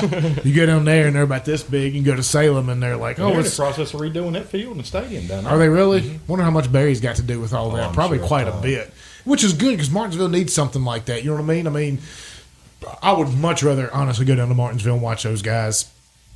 And not to take away anything from Salem, but Martinsville needs to help a whole lot more than Salem does. And you're getting guys that are in college that are really going out there hustling and bustling. And this is just from a fan perspective because I'm not even going to say this for the players, but even for the Salem, you got a bunch of guys, they've already got their contracts. And just by nature alone, there's going to be a handful of people out there just by the odds are like, well, I got a little bit of a contract. I'm still getting paid decent enough. They might not put quite as much into it every single night, depending on. But the guys at the Martinsville League, they're like, I got to get that contract. That's what I'm trying to get. So they're going to be hustling and bustling like it. With baseball, just you can see a good game no matter what level you're going to. You can see a great high school game. You can go watch a great college game, a great, wooden bat summer league, single A, all the way up to the big leagues. If you go out there and you're not persuaded by the lights and the flash and the fans and the glare at any place. So where are you going next, Nick? I'm intrigued to hear about your progress and where you would ideally think that this is going. And don't just say major leagues. Well, that would be it. But that would be it. But that's what we're looking at, right? Let's take a step back. Tell us kind of your progression through the Dodger system. Where you've been, where you started the rookie ball, where you went after that, and now kind of where you're at and what your steps are. Yeah. So after Utah, where'd you go after Utah? What's your Utah? steps this year? Once you get to spring training this year, and after Utah, that was in 2019. And then 2020, the minor leagues didn't play because of COVID, but we had an instructional league in the fall. So I went out there to that for about a month. And then to start spring training in 2021, I went to the big league camp. And then I skipped low A and high A and went to double A for 2021. I was there the whole year. And then this past year, I started in double A again. And then the last month of the season, I finished in triple A. And where's double A? Double A is in Tulsa, and then triple A is in Oklahoma City. Okay. I wasn't far off. I was just throwing stuff out there when I said like Wichita and stuff. I wasn't too awful far off. Yeah, one of the teams that we played in Tulsa is in Wichita. That's awesome. So what's it like living out in the Midwest? I'm kind of curious about that. Like, is it kind of a culture shock? Not really. The biggest thing I'd say was the weather, because I was thinking going into it in 21 when I was in Tulsa, I was like, oh, Oklahoma, Midwest, like it won't be too hot or it won't be too humid. It got to that summer and I was like, man, it got to July and I was like, this is awful. And the beginning of the year, it's freezing cold just like it is here. Yeah. And I was like, man, this is not what I expected. But other than that, I mean, I don't know. My wife's from out that way, so I want you if you want to rib them a little bit, just if you got sure if you the got scenery's probably a lot like here. Yeah. I don't know, I've never been, but no, it's nothing not. like here. No, you're just looking out and there's vast emptiness and nothing for as far as the eye can see. Just a lot of flat land out there. Dead. Yeah. Yeah, that's Oklahoma for you. Yeah. You talking about Oklahoma City, man? That's a great baseball community out there. Mm-hmm. Yeah. I mean, it's. I've only been through there a couple of times. I haven't had time to spend much out there. But I mean, they've got an incredible fan base, at least for the basketball team I know. So their sports fans, it's good. It's one of those cities that seems like they really appreciate you being there. You know what I mean? Mm-hmm. I can imagine. I mean, I can spend some time out there. It's like the home of Toby Keith. Not into flatland, funnily enough. Well, yeah, I mean, but if you're getting paid to do something that you really Then you carry love on. to do, Yo, carry on. like, Fill my pockets. if somebody come up to you and says, Simon, we're going to send you to Oklahoma City, and every single night you're going to be in drinking competitions, I'm sure you would jump right at the opportunity. No. Every I'm other getting night. old now. Well, there you go. He's getting up there in age. He's probably got to separate that a little bit. He maybe kind of like a starting pitcher about every 5 days or something like that for him. But you'd still do it, and it's crazy when you get out there and you notice the differences. But it's still the people; they're genuine. I think that's the cool part about it. So you go from Oklahoma, and is that where you ended up the season at last year? Was Oklahoma City? Yeah, I finished the year in Oklahoma City. So you get done with this season, and I guess for a lot of people out there that are intrigued, like I am, about the whole process. So, what do they tell you at the end of the season? I guess your contract is still with them, though, correct? Mm-hmm. So you're just expecting, all right, well, if you finish with Oklahoma City, you're going to be at spring training coming up this year when pitchers and catchers report. So have you been to big league spring training every year? Or? No, I went in 21 after COVID. Then last year, we have what's called a JIC group, which stands for just in case. So like, it's a group of 7 or 8 guys that just go and back up big league games. So like, if they need somebody to cover an inning or a pitcher reaches his pitch count in that inning, then we just come in and fill in for them. Mm-hmm. But then this year, I'll be going back to big league spring training. So what's that look like? I mean, paint us a picture of what your typical day and what spring training look like. You report on the 14th? Yeah, 14th. What it'll look like once you get there? So I'll show up on the 14th. The 15th, all day we have physicals. And then the 16th is the first day of pitchers and catchers stuff. So up until team practice starts, that'll mostly just be like going out to the field and throwing, and then bullpens. Mm-hmm. And then after probably a week of bullpens, we start having live ABs where we face hitters. And the games start, I think February 26th is the first game. So got about a week and a half before we get into games. So if we go in and watch some Dodgers spring training games, you're going to be on a handful of those, at least in the beginning. Like, is that how that works? Like, you're going to be up there actually in the spring training game. So a lot of times they'll play a guy a couple of innings, and they won't even play even their fielders, but a couple of innings most of the time. So that first whole month or so, we can expect to see you out there. Yeah, the first 2 or 3, I'd say probably the first 2 weeks would be probably when I pitch in most of the games. Then after that, once guys start building up their pitch count and they don't need as many pitchers. Well, do you have an expectation of making the opening day roster this year? No. Do we need to go have a talk with somebody? Because Simon can be very persuasive. Yeah. I've known him twist a few arms. I mean, ideally that would be great, but as far as being realistic and knowing where I'm at and where the big league team is at, I know that I need to go back to AAA and still get more experience. So what's it like in spring training when you're facing the other big league guys? I mean, is it any different than your AAA experience to finish the year? I mean, is it? Do you notice as a relief pitcher? Do you notice the change in quality of hitters you're facing, or? Yeah, you can tell a difference. Not so much as when I got to AAA, because I mean, from AAA to the big leagues, it's even more different. But as far as like just the hitter's approach to hitting is just completely different from anything you see at lower levels or like anything previous. Like some hitters, until it gets to a certain pitch and a certain count, like they'll just stand there and That surprises look like you're me. taking it. But That surprises me that there's such a significant difference between AAA and the big league. mm-hmm. I would have thought it would have been more on nuance, but you're saying it's radically different. Mm-hmm. So that kind of surprises me. Wonder why that is. I'm not exactly sure, but I would say like in their approach, like AAA guys will have more experience and are talented, and then when you get to the big leagues, it's even more of both.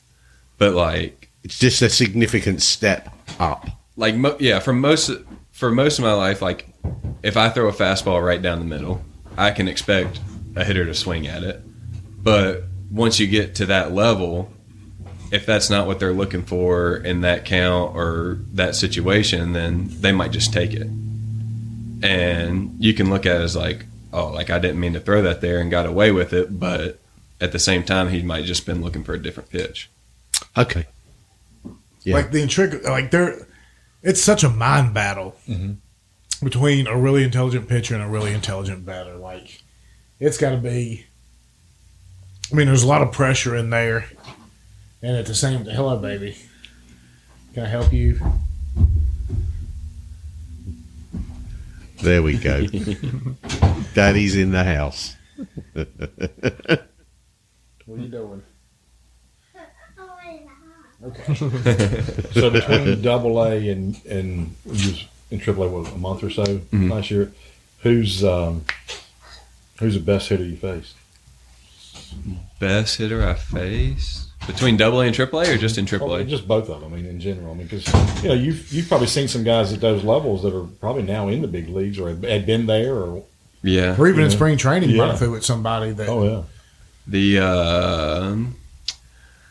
I don't know. I mean, it seems like every guy almost, but I'm trying to think. The in AA, the two guys that stand out the most are Corbin Carroll for the Diamondbacks and Jordan Walker for the Cardinals. I threw Carroll a 3-1 changeup, perfectly executed down the way. Just hit it down the left field line for a double. And I came out of the game and I was like, if I can't throw you a 3-1 changeup, like what am I supposed to do? And I was just talking to my pitching coach, and he said the same thing. He was like, hey, I don't know. Can't throw it no better. They just hit it. But I would say the toughest at bat that I've had over the past couple years.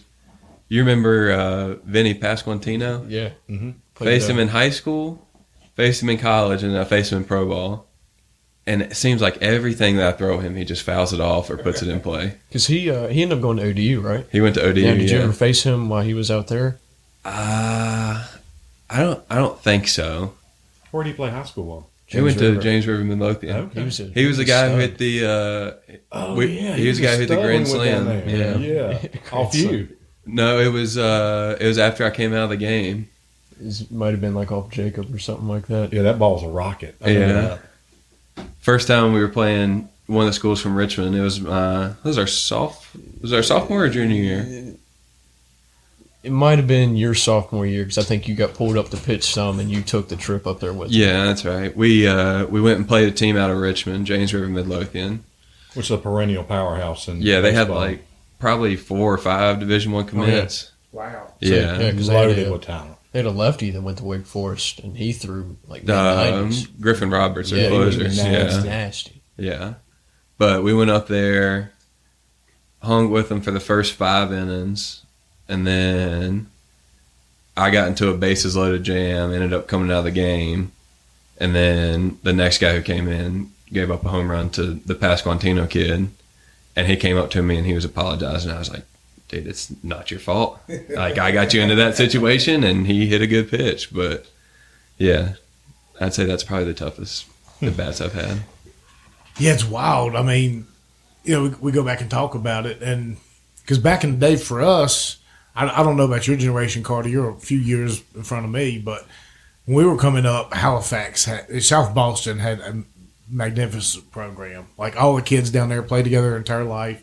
We'd go in there, we'd win all-star tournaments up here, and then, of course, back in it was you play rec ball, and then they take some players off the rec ball team, and you play together for a couple of days, and you go down and play South Boston, who plays together year-round. They have special uniforms. I mean, back then, like Michael Tucker came out at the Halifax, right? Remember him for the Braves?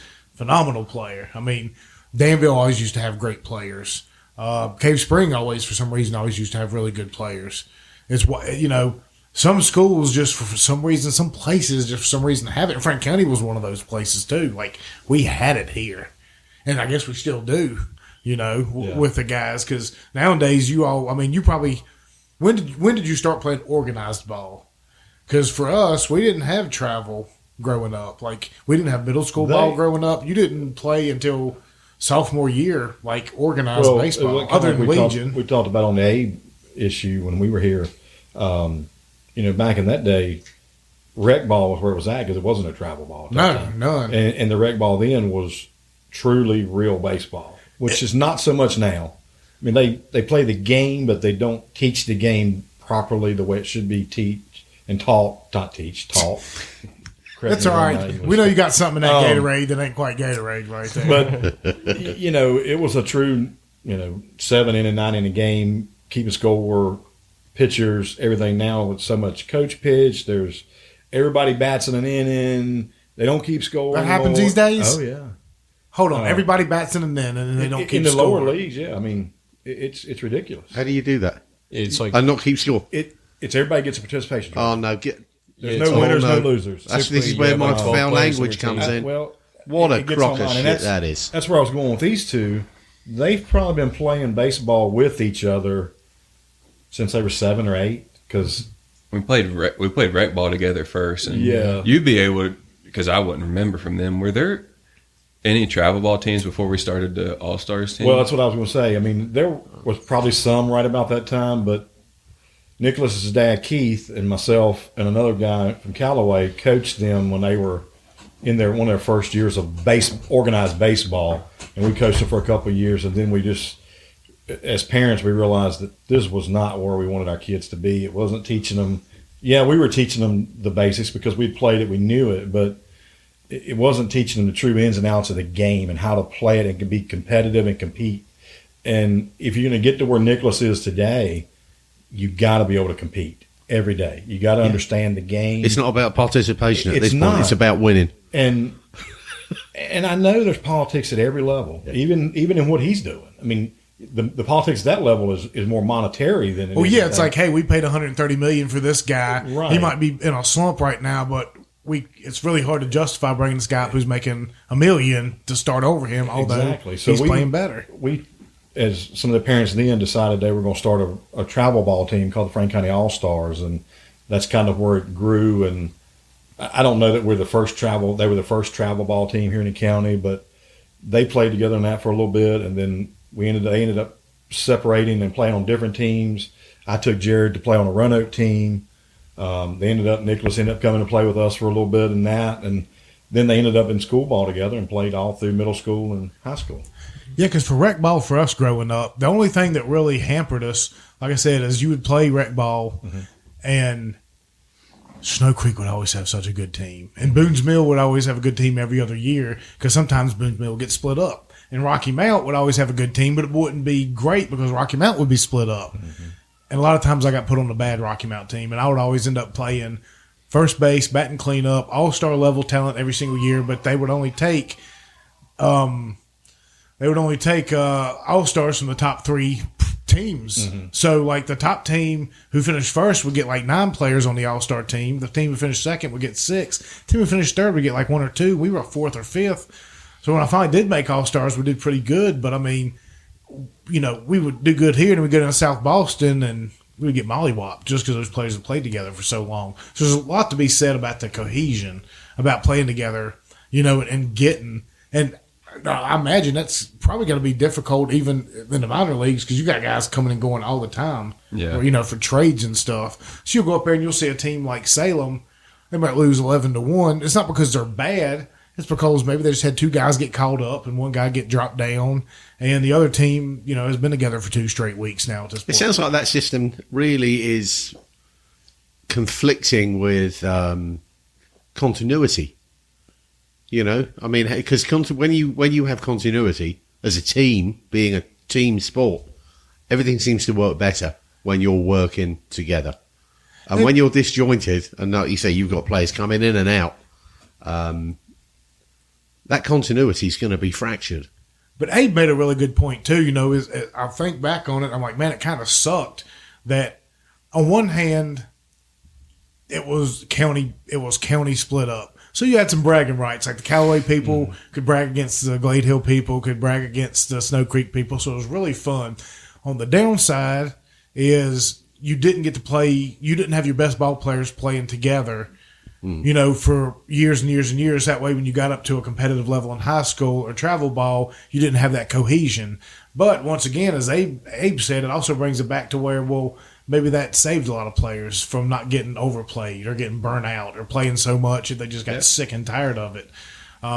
You know, it's I think you can find a silver lining in everything. And I'm just glad, you know, that even if it is just a traveling program, that at least for the simple fact that it gives players a chance to go out there that really, really want to try it, really want to put their effort into it, they can go do that. Now, whether all of them stick around or not, or, you know, they're all playing together in high school, neither here nor there. But a core of those people will. A core of those kids will. If they stay together, most of them are going to play.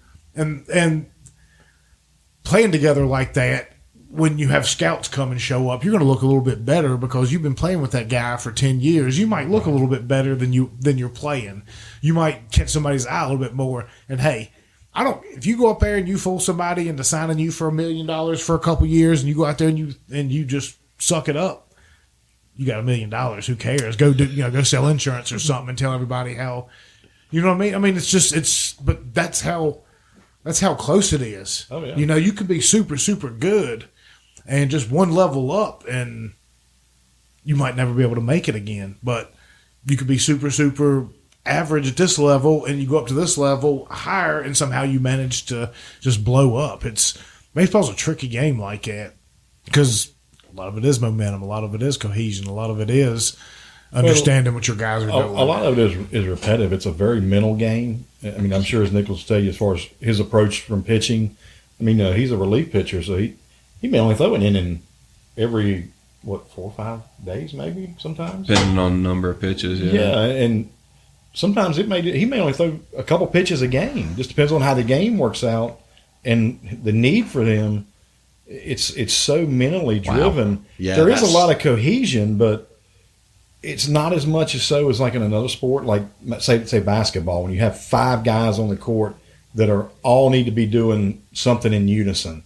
I mean, baseball, yeah, they've got to be cohesive as a 9-player unit, but I mean, you got the pitcher who can dominate the game, you got a hitter who can dominate the game. Pitchers and catchers probably have the most cohesion out of anybody. You really need, even the greatest, like Maddox back in the day in Glavin. I can't remember which one it was, but you'd have your catcher would start, 3/4 of the game. But one pitcher like Maddox might have the backup catcher, but he'd have the backup catcher every single time he went out and threw. Certain pitchers, I don't know how much it is today in major leagues, but like Maddox and Glavin and Smoltz, they had a particular catcher that every time they pitched, that's who called. Yeah, it might be the backup. But I mean, I had no that was their idea. guy. I had no idea it was that intricate. It really is. It's very superstitious. very much Yeah, so. I bet it is. Yeah, you know, if you're you- getting that picky, You think going back and looking at the movie Major League and them sacrificing a live chicken, was not real, but stuff like that happens. It's very superstitious. People wear the same socks and socks Voodoo. the same way. And What was it with? Was it with the Yankees?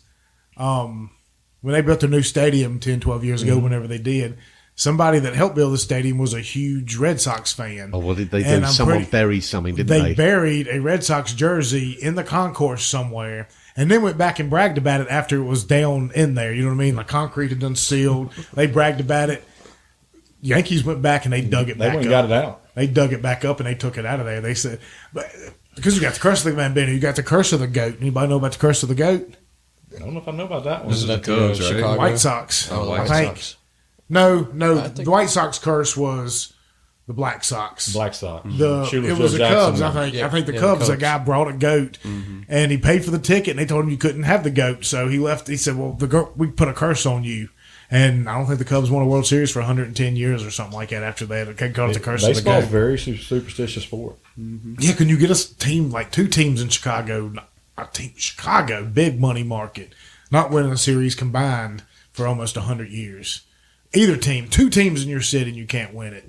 And you get Boston that comes so close for years and years and years. They have the greatest, talk about legends, Babe Ruth, have him, and they trade him away for peanuts, essentially, which today would be considered.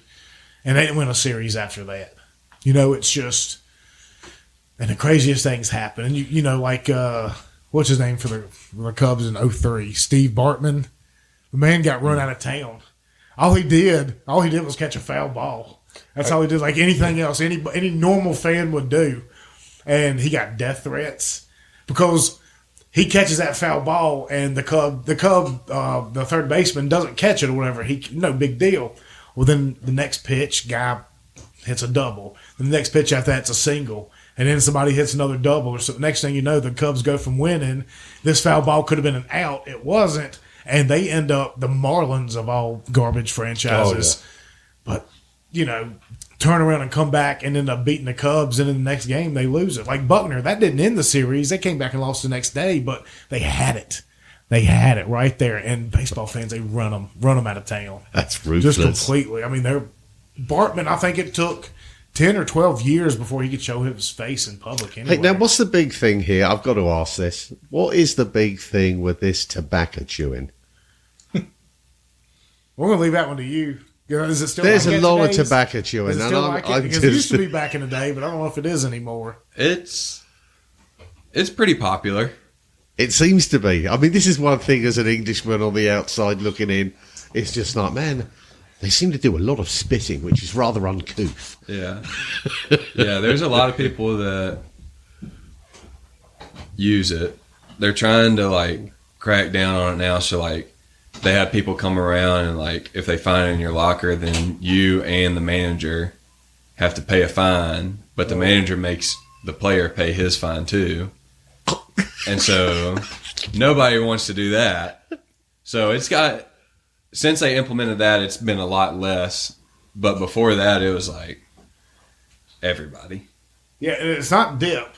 It's big old Redman Chaw or some or Levi Garrett. Well, because you take dip out there and try and play with it, you're going to dry your mouth out in no time. You don't see it it's not as prevalent now. I mean, people do it, but they hide it well now.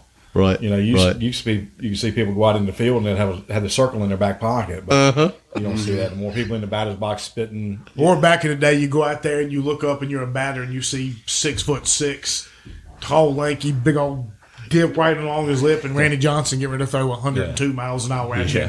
And I don't know if you ever seen Randy Johnson. Did you ever see the bird fly in front of him? Oh, I'm not to play you for that. You remember that one? That's the best video. Oh, it's the greatest. So Randy Johnson, you're talking about, if you walked up to him and talked to him for 2 seconds, you would ask him, well, where in Algoma are you from? You know what I mean? He was just a redneck hero. He was amazing. He had the mullet. He would come out there. He looked mean. He played backup in David Allen Coe and would come out and he would be like a bouncer before he started playing the music, and he would enjoy fighting. He was just a man. And he would go out there and he threw left-handed, and he could probably throw a 98-mile-an-hour slider or 94, 95. It was fast. He was Probably very throw a intimidating. 100-mile-an-hour. Yeah, just mean and big old dip. And you're talking about one of the billion thing to happen. He went back to go in one of his windup and threw a fastball, and a pigeon just happened to fly out. Oh, poor pigeon. And you just Feathers see obliterated. Obliterated. everywhere. Yeah, I mean it was. But yeah, he comes out there on a mound with a chaw looking like who to thunk it, and he's going to be and he was intimidating. He was probably at the time the scariest pitcher to face, because as good as he was, you got to think, man, if he's just off or if this ball just slips, he might kill me. Like his pitch might actually kill me. He was so fast.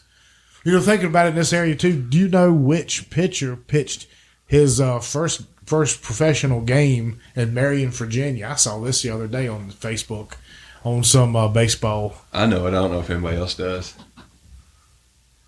Can't answer that one. Probably the greatest to ever do it. Nolan Ryan. There you go. In Marion, Virginia. Marion, Virginia. Nolan Ryan played his first minor league baseball game, I think, got his first strikeout Oh, wow. in Marion. And they said, God, what was they say? They said he was pitching so hard that people refused to catch for him. It got to the point to where that nobody would even go in. Because when they started talking about it, I was like, man, it must be Billy. Because Billy grew up right outside of Marion. Mm-hmm. But it wasn't. It was Nolan Ryan. And his records will never be touched, I don't think. Well, it was a different game back then. Well, and then players, you know, they lasted long. I'm intrigued as well. I mean, here I pretty much understand what gets everyone off the bench and charging the pitcher, and there's a great big dust up going on. When do you make that call? Who? I mean, and it's great entertainment. I mean, it's just awesome. A good old punch up. I don't think anybody makes that call. I think it's just spontaneous. instinctual. Yeah. And that's normally from a bad pitch, a deliberately bad pitch, perhaps. Is it targeted? It can be. I mean, let the beans out. Come on, let it out the bag. No, it's then. not intentional. All right. Are you sure? You're starting to get into the unwritten rules of the game here, Simon. That's what you understand. Well, I thought I'd just this pick isn't up England on where the this. queen comes out and gives you some tea for hitting a Kinda cricket like ball. going back to the other episode, wrestling's not fake. Right. Right. It's entertainment. Oh, yeah. But, yeah, I mean, it's like that. I mean, there's a lot of unwritten rules of baseball that people just don't talk about. And, Okay. But- okay. So perhaps I was being a little but, you know, crass. if it happens and Nicholas is pitching and I'm hitting and, you know, there is some bad blood there between our team or me and him. You see that? Simon just saw the video. Yeah, he saw Good Randy Johnson Lord. obliterating a bird. Yeah. Absolutely just smoked it. Oh, yeah. I mean, 1 in a million chances. Good God. Poor pigeon. never saw it coming. Didn't have a chance. Just flying around Hey. thinking, I'm It was quick. Oh, yeah. Lights out. It Instant. was quick. But going back to your Bloody question, hell. you know, I'll try to answer it and not have put Nicholas on the spot. I think some of that builds up to that point. You know, there's either bad blood between the two teams. I mean, I can see the further down the game you're at, Yeah, the tensions increase. Or maybe a pitcher in the inning before hit one of your ball players, and Yeah. you go out there and you got a little bit too moisture on your finger, and it slips, and you might hit one of their batters or something like But that. most of the time when it gets to the point that a melee breaks out like that, there's something that has been brewing. So there's an underlying current, perhaps. Yeah, whether it was 3 weeks ago when they had a series in the other opposing team's town, or something that happened a year ago between the pitcher and the hitter, or the Right. You I mean, bury yeah. a jersey in the stands of your opposing stadium and wonder why they're going to get pissed off. You don't see it as often nowadays because of the fines and people losing their money, but they used to happen a lot more often. You I remember, remember seeing them, tons of them at Ferrum. do you remember when Nolan Ryan got into the fight? Mm-hmm.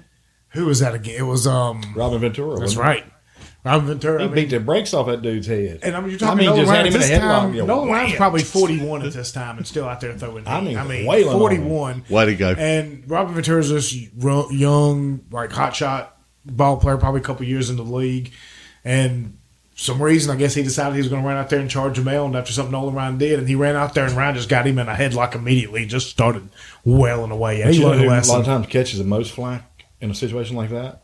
The catcher. Catchers. Because the catcher is supposed to catch that guy and protect the pitcher. And 9 times out of 10, you'll see the catcher trying to stop that dude. Oh, because they're usually such good friends. And yeah. I mean, I remember, You were talking about the continuity, the pitcher I and remember back at Ferrum a lot of times when that would happen. If the catcher had the baseball, I've seen them throw him and hit the dude running with the baseball to try to stop him or get his attention. You ever been a part of a bench clearing brawl? There was one time this year. Oh, well done. Got awful close. We had this guy on our team. He's with the Cardinals now, and he could hit 100 like whenever he wanted to. And there's a guy on the other team. They're both from. I think they both weren't from. Our pitcher was from Colombia. He was from another Latin country. I don't know which one. And so he hit him, not on purpose. I know it wasn't on purpose. And their dugout started talking to our pitcher.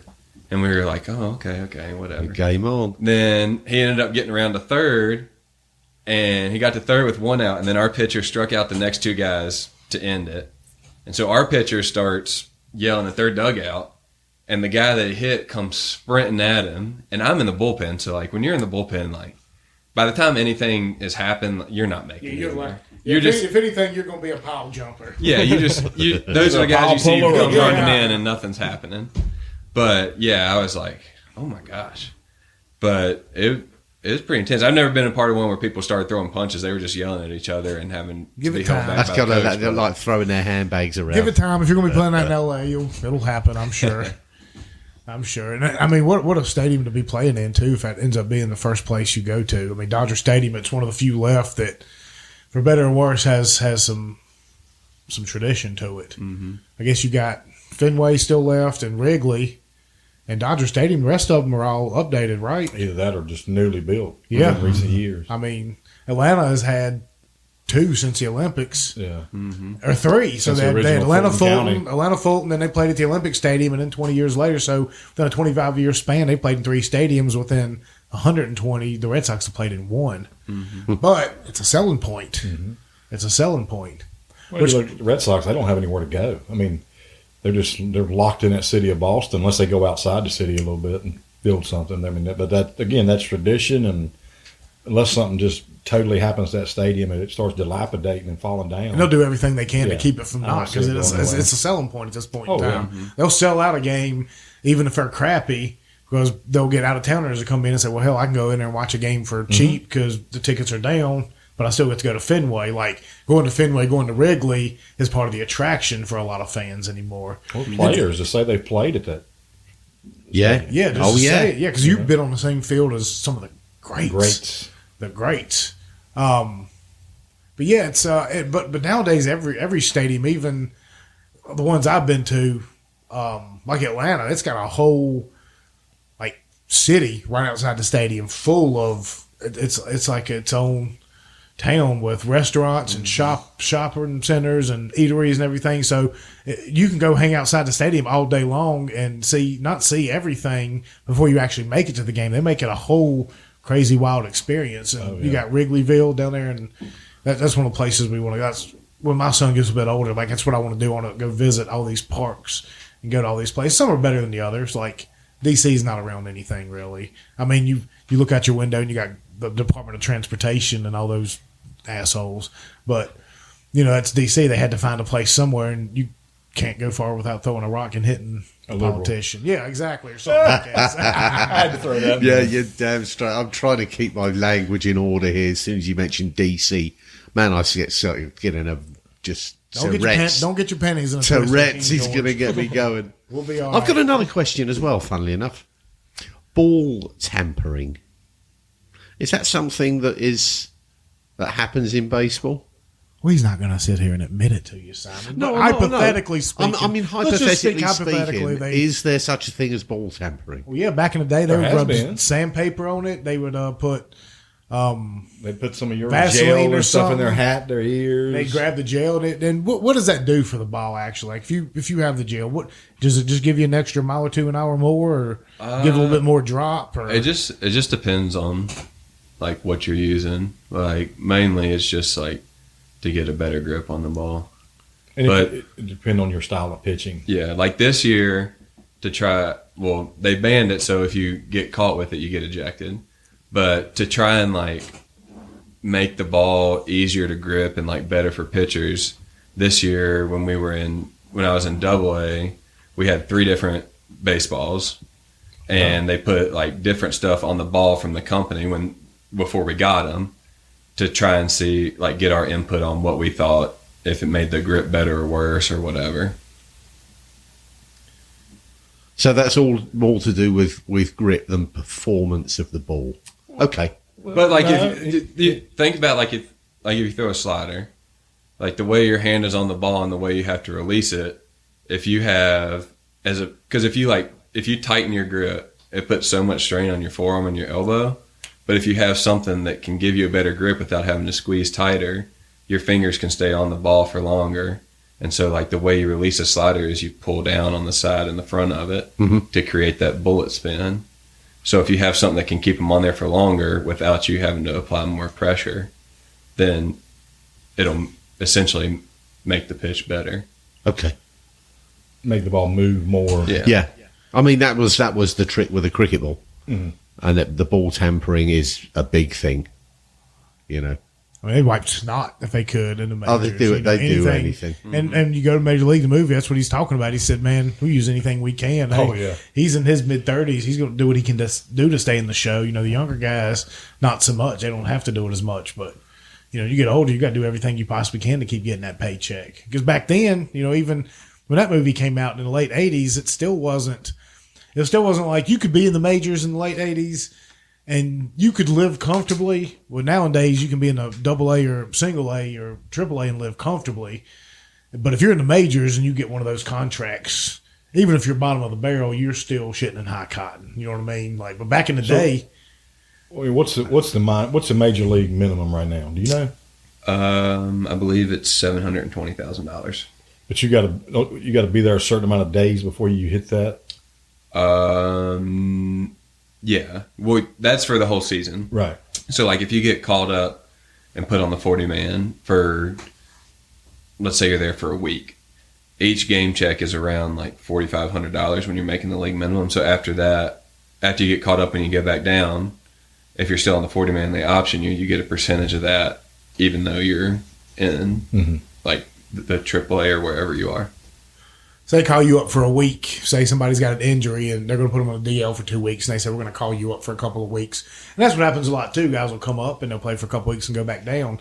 So you're there for 14 games. You're making $4,500 per game, whether you pitch or not, whether you're just sitting on the bench. Yeah, like as a reliever, we had one guy last year who got caught up for a week and didn't pitch in a single game, but he got the pay from those That's 7 like games. almost $30,000 for 7 days. And there's somewhere in there. I mean, I don't know all the ins and outs.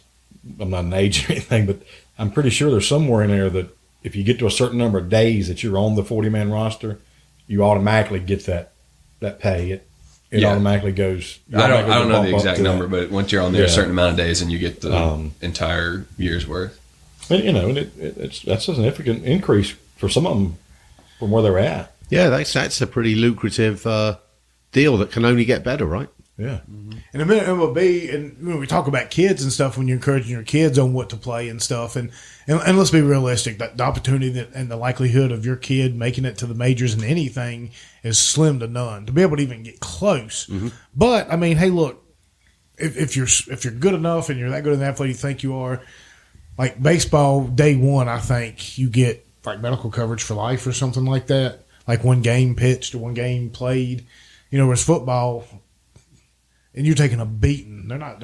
I mean, think about how much they just had to sue here recently just to be able to get some back pay and stuff and things of that nature. But in baseball, day one, I think you're covered for life or year one or contract one or something. I think it, and of course they also pay for your college if you decide to want to go back to college instead. I mean, it's, and you're not getting the hell kicked out of you. I mean, it's grueling. Don't get me wrong, and that's the difference. In football, it's on 16 weeks, but it's only one game a week. In baseball, you're talking 6 months, 7 months, games every single day, having to go to places like Cleveland and go to places like Pittsburgh. Who in the hell wants to spend 3 days in us? But you have to do it. You know, you have to go there, and you know, especially for the guys who play every single day, their bodies it takes a beating. It really does. Well, you get even that- the travel takes a beat, and even sleeping in the hotels. Yeah, just a repetitive stress on doing the mechanics of one pitch.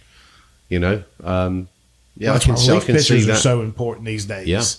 I mean, back in the day, you wouldn't think much about a relief pitcher, but nowadays you got guys, especially since the closer role. Is that something like what? When the Dodgers came to you and said we're drafting you, what did they say their expectations of you were to be to eventually get to a starter, or to be like a career reliever, maybe a holder, a save man? What did they tell you exactly what they expected out of you?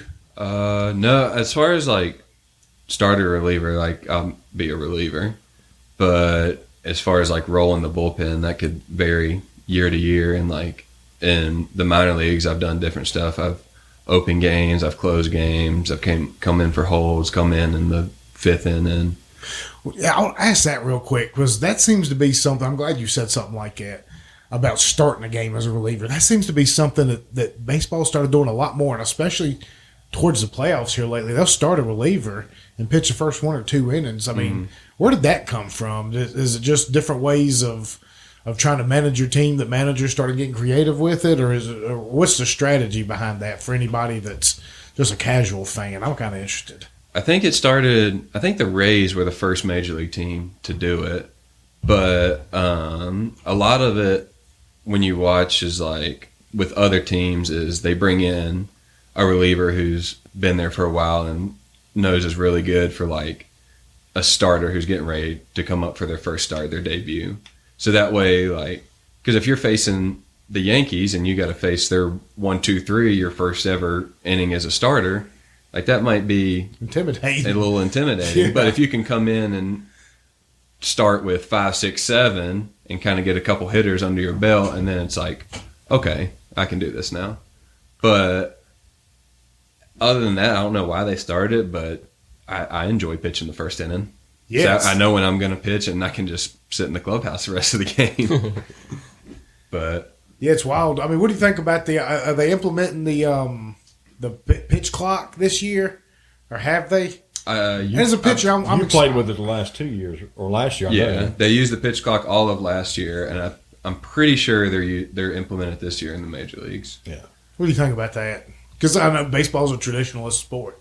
The way that they have it, I think with runners on base, it could be just a little more time, because let's say you have a runner on second, you're going through your sign system. Well, if I get all the way through my sign system and I don't want to throw the pitch that the catcher called, then we don't have enough time to go back through it and call another pitch. But as far as like when nobody's on base, I think it's great, because I'm normally a person who likes to go quick anyway.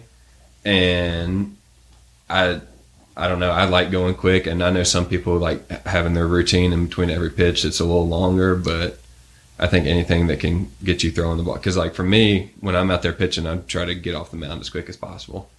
I see both sides of this. What do you think? Because you're old school, Carter. What do you think? I don't like it. No? Why don't you like it?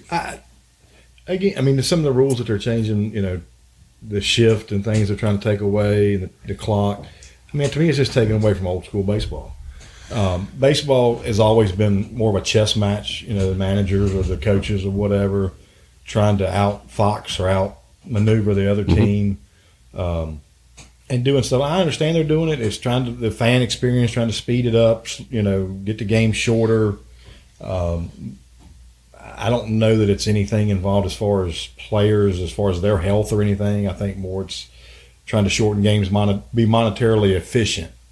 And I don't like doing that. I don't like taking things away from the game. I can see the pitch clock doesn't bother me that bad. Like I can see it, and for those reasons, like okay, you have to try and find that happy medium, because the long and the short of it is kids aren't watching baseball like they used to. They're not invested into baseball like they used to. They see the NBA and they think, well, that's what they see the flashiness, they see the touchdowns, because football's turned into razzle dazzle. So they see all the scores and the cheerleaders and the fireworks and stuff, and NASCAR even, they see the stages now where you can go out there and win So I get it where you're trying to reach their attention spans. I get finding that, and that's probably something I would compromise on. What I don't like is when it gets to extra innings and they put a batter on second. Oh, yeah. That's one thing I do not like. Yeah. I think you completely take away from the game, and you take away from all the strategy, because almost definitely. Almost any major league player. Well, if you're starting out in an inning, no outs, you got a guy on second. What are you going to do? Well, I'm going to bunt him over to third, and I'm going to hit a deep sac fly, and then I'm going to score that run. And it's just, it shows, it tells you almost every time exactly what they're going to do.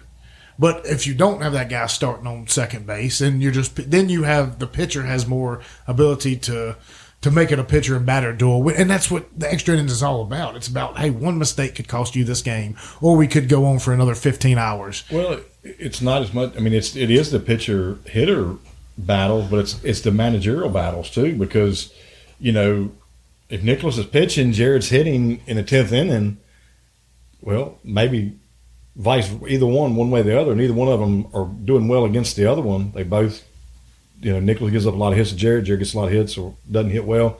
You put Simon in to hit, you put Billy in to hit. I mean, it just that chess match of using the bench players to get an advantage at certain points, it just takes that out. As it's such a game of strategy, or as George W. Bush would say, strategery. I think that, and I mean, I'm not familiar with this at all, but by the sounds of it, that's taking away that strategy, and it's making something a little bit more predictable that shouldn't be. So I can see why people might be upset about that. Well, there's an internal battle going on. Like you said, you get the people who want the quick stuff. You got the people that are into the quick 3-second reels, and they like the highlights and stuff. But baseball, it's like the one thing we've got left in this country. You can't affect the game. Yeah, don't affect the game. It's just one thing we got left in this country that's full of tradition, and it's full of folklore and history, and it's still dominated by the legends. Like, it's the one sport nowadays. It's the only sport left where you still talk about the Babe Ruths of the world and the Mickey Mantles of the world. Like in basketball, nobody talks about Bill Russell anymore. We're getting to the point where nobody talks about Larry Bird. In 10 years, we'll be to the point where nobody talks about Jordan. Right. You know what I mean? And they'll be talking about LeBron, and then he'll be gone. But in baseball, you still remember the greats. You still talk about the ones who went out there, and they were more than men. They were gods. And they were every kid's hero, because baseball is like soccer. It's a sport poor people can play. Well, baseball is like, you can look at it kind of like golf. I mean, they're the two sports in the world that, baseball, there's 9 guys on the field at any given time, and they're playing each other as a team sport, but every single pitch, it is a one-on-one battle between a pitcher and a hitter. And somebody's going to win, somebody's going to lose. It's like golf. You got to go out there and do it. Every single swing is between you and everybody else. Your individual swing on that ball, at that particular, whether it's your drive, your putt, a chip into the green, it's all based on you. Nobody else does it for you. Nobody else can affect it for the most part. And the same thing in baseball. Every pitch is a battle between the pitcher and the hitter.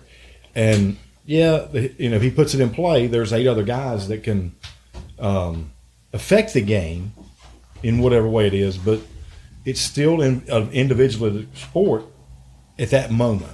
Yeah, and I think that's what drives it, and people love it because. Here's another piece of craziness about baseball that and it's a spin-off, and the passion and money that can be made behind it just staggers me. Baseball cards. Oh yeah, that's such an American thing. I've got tons of them sitting there. You might just happen to pick up a collection that has that one card in there that is worth millions. That's insane. Mm-hmm. I love it.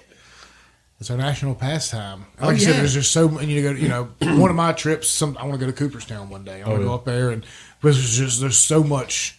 Once again, as I said at the beginning of the show, like you said, Moneyball. There's something romantic about baseball. There's something about it that no other sport quite has, and I wish kids would get out there and be able to appreciate that more, because it really does. Baseball is the one sport that teaches you more about life, more about angles and geometry and thinking. Like chess is a thinking man game. Baseball is a thinking man's game. Like in football, a quarterback is a thinking man's game, but a defender, you're just going out there and you're trying to mull over somebody and kill somebody. That's it. You don't have to have a high IQ. Baseball, hockey, they're high IQ sports, and I think that's That's why I really wish kids would get out there and appreciate it more. But it's hard, They're used to getting out there and playing Call of Duty. That's their mind and their vision. It's going through so many strategy, things at once. And then you're going out there in the outfield and sitting for 10 minutes and might not do nothing. The strategy's taken out of that where the kids, because you're getting this participation shit. And as soon as you get that sort of thing rolling on, you're taking away a fundamental of the game, which is the strategy that underlies the whole game. Yeah. And as soon as you get the participation awards, and it really pisses me off that, everyone's got to compete, everyone's got to have a turn. That's not the strategy of baseball. So you're already screwing it up. Well, we talked about it, we touched on it a little earlier, is, difference between rec ball when you and I were younger and what it is now is totally different. But it's even now transposed over into travel ball, where we had a team here and we started one, and it was kind of a group effort. Nowadays, if I'm coaching Jared and Nicholas on a travel ball team and Nicholas's dad, Keith, doesn't like what I do, he just takes Nicholas and starts his own travel ball team. So now you got 15 dads trying to start a travel ball team. And then it's even grown and moved into the high school arena. If this kid doesn't like what's happening at the high school, well, parent A, B, and C take their kid to another school, a private school or wherever. It's like nobody wants to accept any responsibility for their kid's ability. Everybody, I get it. Everybody thinks their kid, their son, their daughter is the greatest. Until they're not. Well, my parents were right, but I digress. Go on. I guess I was that guy that never did that. If you go back and ask Jared's coaches when he played, because his first coach that he had in middle school, I knew him very well and known him for a long time. His high school coaches, I knew both of them very, very well, played against one of them in high school. And I told Rusty Lang, the first coach Jared played for, because people say, well, Jared's going to make a team because Carter. He's on the baseball board, and he done this, and he done that, and he played here. I told Rusty Lang, I said, Jared is not to ever, ever make the team or step on the field because of something I say, do, or did. He does it on his own merit, his own ability. But nowadays, it's not like that. Well, that's a shame. My son's the best kid out there, and he ought to be playing. He ought to make the team. Well, I'll take him to XYZ private school, and he'll be the big fish in the little pond. And that does nothing for the kids. No. But ruin their impression of how the game should be played. And if they have a chance to make it to the level Nicholas makes it at, they'll never succeed because they don't understand how to compete.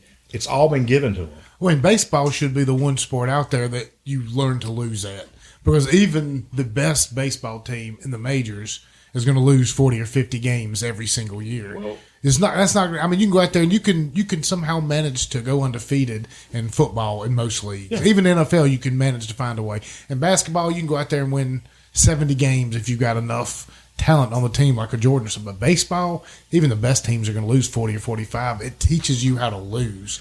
And I think that's very important. I think dealing with loss that you can reflect on and say, you know what, I gave it my all. It was a bloody great game. I really enjoyed it. We lost. Okay, no big deal. And that's how I used to approach rugby. Only once in 25 years did I ever have an undefeated season. Once. I mean, that's like rare as rocking horse shit, right? You just don't expect it. So losing has to be... We wouldn't understand, you talking about going undefeated in rugby, and we're all just... Well, that season, that's no loss. What does that consist of? Does that consist of drinking the most beers before a game? Oh, well, you do have to be a professional beer drinker if you're There's different ways to rugby win of any I'm standard. now. It must be. Well, I want to ask y'all this. Since y'all two grew up in a different era than us, who was kind of y'all's influences? Like, who in baseball did you look up to? Like, who was y'all's favorite players? Who was y'all's generation of guys you just... I don't know. Probably... I wasn't a huge Braves fan, but I know that... How dare you? I know. I know. My dad Stick was it to him. My Stick dad it was to a him. Yankees fan. Yeah, but you're part of the Brubaker family, though, right? Yeah. Now that makes a lot of Riley Brubakers. That makes sense, y'all, because you're the Brubakers. It's a very common name in the Bronx up there, so I can understand why they're all Yankee fans. But I always watched like highlights that were on TV of Chipper Jones. There you go. Yeah. So even though I wasn't a Braves fan, I knew who he was, and I always watched him play. And I thought he's probably him and Mariano Rivera are the two that like stand out to me. I would say definitely Billy, just because you know how local he is and the connections that Carter had to him and stuff. You know, being around him and seeing that he wasn't the biggest guy out there whatsoever. Not by a long shot. No, absolutely. And so, like, I tried to relate myself to that. You know, you don't have to be the biggest stick of dynamite to create the biggest explosion. So, I always thought that was pretty cool to idol him. And That was very profound. Yeah. That was good, Wasn't it? Well, yeah, Chipper he was our era. He was like kind of right in the middle of our era. He came up he was really big, and when I was 18, 19, from probably 15 to 24, 25. But for me, it was I always liked David Justice and the Crime Dog Fred McGriff for the Braves back in. We come up with Glavine, Smoltzy, Steve Avery. I mean, what a pitching staff they had. I mean, being a Braves fan back then and having Ferrum right up the road, I mean, you couldn't, like, you would think, and in Franklin County, we were growing up, like, the entire rotation pretty much got drafted from when I was in high school. I just thought when I was growing up, baseball players grew on trees, and they were everywhere, and they were always good because every team I liked just had so much talent on it. But, these days, God almighty, I mean, how it's hard not to say that I enjoy watching the Braves, but I enjoy some of the other talent that's out there. Some of these guys, it's just like Ohtani. Like, to be able to go out there, and he's going to be across town from you, so I'd hope you'll get a chance to go catch him a couple times. But never in the history of the sport, at least in anybody in this generation that's ever been alive, not since the 20s and 30s, that somebody been able to go out there and pitch 6 or 7 innings and still be able to go out there and drop 2 home runs on you as a batter. Like, it just doesn't happen. Well, I mean, how that was the Babe Ruth of there. I mean, he was pitcher. Yeah, he was an all-star pitcher before he yeah. became a heroic batter, And I think Mike Trout, though, God almighty, He's a he specimen. might be something. I mean, like, he should be up there when it's all said and done with the Mickey Mantles of the world. Because I mean, he's got an unbelievable talent, and it's just fun to be able to sit back and talk to you about those kind of things and watch guys like that who are going to be and talked about for many, many, many, many years to come. To be able to see them right up close, I think it's it's just I love it. My wife always gives me baseball tickets for birthdays and stuff going down to Atlanta because there's just something about a live game. I can't explain it. We'll have to take you to one, Simon. And I'll have to go. Yeah. Not to Salem. We'll have to take you to a big league game and probably Atlanta because DC right now is just. That's why I want a team in Charlotte so we get down there kind of quick. But before we get off here, I know everybody's got the Guns and Hoses game to get to tonight, and I think we're all looking forward to Maybe 40 years out, we can go to D.C. or Atlanta or Baltimore and catch a Nicholas Robertson. Oh, see, that's on what the I'm game. thinking There about we go. doing. That's what There I'm we go. encouraging everybody You to do. And that's what I want to show. I want everybody listening to the show, hey, look, keep tabs. At the end of the year, buy that MLB package. It might be reduced price because they call up these guys to the 40-man roster and give a chance. There's other major league packages out there where you can go watch them. I mean, keep up with these cats. When we were growing up, we never had anything like this. We had Ron Hodges and Pee Wee Board, and both were out of sports when we were coming up through. We didn't have anybody to look up to. We didn't have Nicholas Robertson. We didn't have Terrell Basham. And it's getting more and more prevalent around here. Like, we got more and more guys that are coming up through the system. So it's incumbent on everybody out there that's listening to pay attention. Even, God almighty, even if it's the Dodgers, just swallow your pride.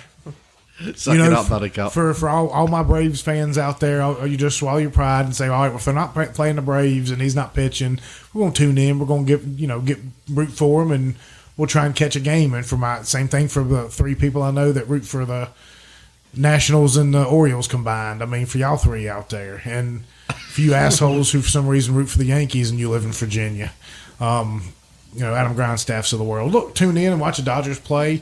And if it gets traded off to the Indians and you have to go up to Cleveland, then suck it up and go up there and support the guys around here locally because our kids are going to be looking up to guys like this, and they're going to be making their decisions based off what they do. And you want somebody that's going to come from around here. I mean, up in Algoma. That's what you can tell your kids. You can live up there, and someday you can go up there and you can face somebody like a Mike Trout. But I wanted to ask, because this is my favorite part about baseball before we get out of here, and I want y'all's top 3. Simon, you can. I can't be part of this. I've got no idea what you're talking about. You can excuse yourself. Thank you very much. We don't want to talk about whatever Before the hell you do you that, want to bring up. I mean, I know there's a couple different ways to keep up with Nicholas.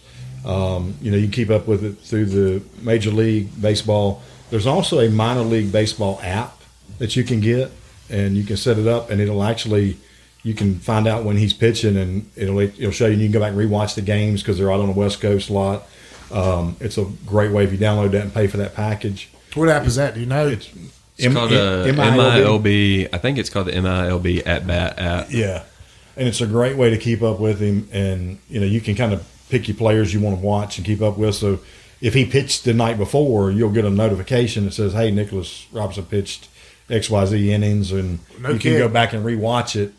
And, we do that here. That's why we got the TV in here because we had a lot of the racers on here that were racing on Saturday nights in the modifieds and late models, and we'd come in here and we'd have the races on. So I don't see any reason why this summer we won't do that because that's fun for some shows we have on Saturday nights. We come in here, we put a game on, and go, well, hell, Nicholas is up there pitching, and we can talk shit and we can roast him, and we can praise him up when he's doing a good job. But I mean, it's great to have, that you've got somebody with the youth of him that's right on the cusp of making it to the top tier of their sport, of their activity. Yeah, we're not going to get this opportunity too many times, right? Well, so we can keep up too and let them know. Yeah, he's headed in 2.5 weeks to spring training, to the big league spring training for the Dodgers. That's right. You're going to be down hanging out with Mookie still on the team. Mm-hmm. You're going to be over there with Mookie. Bellinger's still on the team. He's with the Cubs now. He's with the Cubs. Kershaw. You want to talk about Kershaw still there? Yep. Okay. Kershaw was he's Freddie? One of the greatest in my opinion. Your boy Freddie? That's right. He's still out there. That's sickening. It did, didn't it? Yeah, that's terrible. Like there's some guys that you just have they have to stay on that team forever. He was a lifer. He was a chipper. He was a lifer, and we were robbed of that. There's no lifers anymore. There's no chippers. There's none. I don't know. Mike Trout might be a lifer. Well, there's a few oddities, but I mean, 99% of them there's no lifers. And, but I get it too. I get it though. I don't besmirch a man who says, "Well, this team is coming and offering me $15 million more over 4 years." I'm not going to besmirch you. Can't fault them. No, you can't at all. You can't. It's a product of what it's grown into, and you have to get what you got to get right now because you never know what's going to happen tomorrow. I mean, you take that, $1 million less contract. Say, well, I want to stay here because I'm loyal, and then something happens and your wife gets sick and you need that extra. You know what I mean? You just never know. Like, I don't besmirch anybody, but I wanted to ask y'all, and Simon, you can recuse yourself from this because we don't want to hear any of your rugby stories not rugby. I like your rugby stories. We want to hear you bringing up cricket into it because I doubt you have anything. But I want you to go around the room real quick for y'all because baseball movies, in my opinion, are the greatest there are, and there's so many good ones to go through. So I want to hear what y'all's top 3 baseball movies are before we get out of here. And I want to start with your boy over here because he's talked enough today, and I want to get him off the mic so somebody else can get a chance to say something. I would say growing up, the top movie was definitely Sandlot. Sandlot, Major League, and it's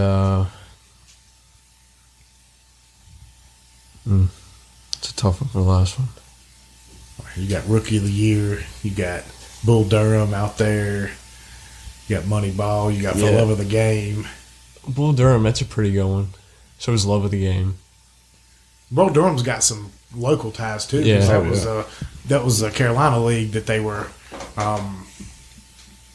talking because Bull Durham, I guess AAA now, right? Because of the movie, I guess there's so much fanfare. But Durham used to play against Salem Buccaneers, and just like the old Johnstown Chiefs in that old movie, Slapshot. Some of the older grungy '80 movies were based off a lot of the local teams around here. Go on, you got to get a third one now. You got so many of them out there. You named off 2 really good ones though. I would say the third one would have to be Bull Durham. Okay. Yeah. That's a good one. Yeah, but you've never seen any of these, have you? You have to watch every single one of them because they're... Can you not tell by the blank look on my face? All right, Carter. for you, and you can go a little bit further back too now. Yeah, but I mean, I I won't stray too far out of where he was at. The only one, I mean, Major League was a great movie, the first one. Bull Durham was a great baseball movie. If you're a student of the game or you know the ins and outs of baseball, watching that and how they interacted as a team and what happened, you understand it. I mean, if you don't know anything about baseball, it's going to be hard to understand the dynamics of the players, the catcher, the people that were involved. Kind of like Nicholas was talking about, the host families, the people that were involved in making the team run outside of the baseball. And probably my other one is The Natural. That is a very good baseball movie. The ending of that movie is just great. And yeah, there's some good ones out there. I mean, you got some here lately that you might not even think about too. But I'm curious at yours, Nicholas, since you're the pitcher and stuff, and it's got to run a little deeper with you. I'm probably gonna go Field of Dreams. It took 3 people to finally get to that one. I'm disappointed. I was actually thinking Field of Dreams in my tiny little brain and baseball knowledge. Well, it is very tiny. But thank you very much. See, Field of Dreams, Little Big League, and let's see for the third one. I don't know. I'm a big fan of the Major League Back to the Minors one. Scott Bakula. And yeah, I remember that one. Wasn't as big as either of the Major League movies, but I thought it was interesting. It was pretty funny. Yeah, I liked that one because they went up and played the Major League team. I mean, there's so many of them. When you sit there and start thinking about it, like you got the Scout, which was basically Ohtani 20 years ago. Had a Brendan Fraser in it. You got, For Love of the Game. Are you picking now, Billy, or are you just going through a random list? I'm ranting a little bit, but I'm trying He's to rambling. But there's so I'm many catching of him them. on it. Little Big Trouble League, with I the completely Curve. forgot that. Trouble with the Curve was a new one that I don't think anybody thinks about. Clint Eastwood, and that was a really good story. Gosh. All right. And I hate to be redundant, but it's hard not to. Sandlot has to be up there because if you were any kid that ever watched anybody, Oh, yeah. I mean, that was. We all played on one of those We fields. all played, yeah, especially around here. And had you know what I mean? had that dog or something, a neighbor or a dog or something across the road or across behind the fence. I mean, it really is small town America playing ball. Oh yeah, Growing up, I mean, it's a kids movie, but you can enjoy it as an adult still, especially with all the lore. And they mix a lot of the historic aspect of the game into the movie as well.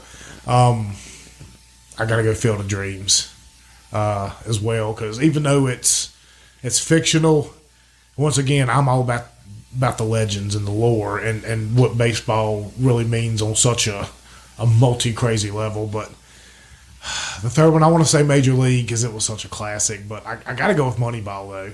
I really do because very rarely can baseball, you once again, baseball is all about the legends. right. And Moneyball to take a group of misfits and talk about how they bought players for pennies on the dollar, it goes more into the strategic side of it. And to be able to compete and go up there and win against the big money programs the way he's did. And their adaptation to the movie I thought was really good. It just made so many good points and really gave you an insight to the game and kind of how it operates and things like that. So That was very articulate of you. Are you shooting on a film critic now, Billy? Is this going something on a resume? Hey, look, if anybody wants to pay us, we'll be a film I'm going critic to jump too. back in and add two that just hit my brain as you were talking, and they're great movies. If you were traditional with baseball, is 42, the story of Jackie Yeah, that Robinson. was a good one too. That is a really good. great movie, and I think it was very, very accurately portrayed of what Jackie went through. He was the That first. came out fairly recently, didn't it? He It was the did. first Probably 10 professional years ago. major league player He as a black man. Yes. Yeah. And what he went through, and the ball team as a whole faced to allow him to play and be on the team in the locker rooms of some of these places. They didn't even want him on premises. Wow. And the other one, again, we touched on it with the White Sox, 8 men out. You go God, back I and forgot watch about that one, too. The Shoeless Joe Yes. Jackson and them throwing the World Series. Bucky Dent, and yeah, all them boys. I did a high school report on They that. got team. banned for life from baseball for throwing and tanking the World Series. That's the case of the curse of the Black Sox we were talking about earlier. Well, I mean, Even though if I truly guilty, to this day think Right. Shoeless Joe Jackson had no. I mean, his stats were his stats were no way that he threw the through the game, but he was part of the crew and he got hooked in it. Yeah, But I don't think he did. He may be one of the best ball players there ever was. Yeah.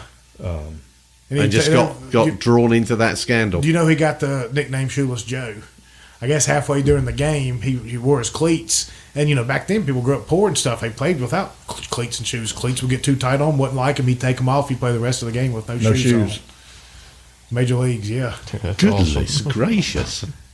Simon, you are somebody that really enjoys history and stuff. If you actually look back and study a little bit of the lore and just how, Sandlot said it the best. These are heroes get remembered, legends never die. Baseball is full of legends. There you go. That's a really beautiful way to finish. It is. So check out that app, the MILB first. It's the first pitch app. We're gonna get the app and we're gonna have it up here on the TV. That way we're doing shows here in the summer because I like doing Saturday shows in the summer because people come over, we grill out a little bit, we can put a baseball game on TV, put a race on or something like that. We're gonna sit there and watch some of these games. We're gonna keep up this year. But we're hoping at the end of the year, we're going to pay attention to the schedule. And wherever you end up going, maybe hopefully at the end of the season, you can call up to the 40-man rosters. If you're in D.C. or Atlanta, we'll make a trip down. And, of course, we're going to expect tickets because we know you have that kind of pull.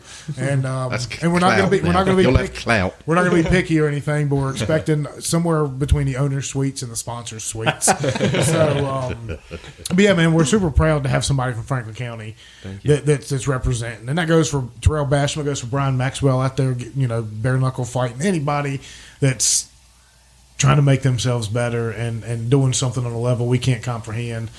I think it's awesome. I think it's cool for the kids around here. I think it's cool for the adults. So we certainly appreciate y'all coming on today and sharing a little bit of your story. Hopefully we do this again next year before spring training. We can talk about that new $7 million contract you signed with and how you just became a Patreon subscriber for $300 a month. We can't thank you enough.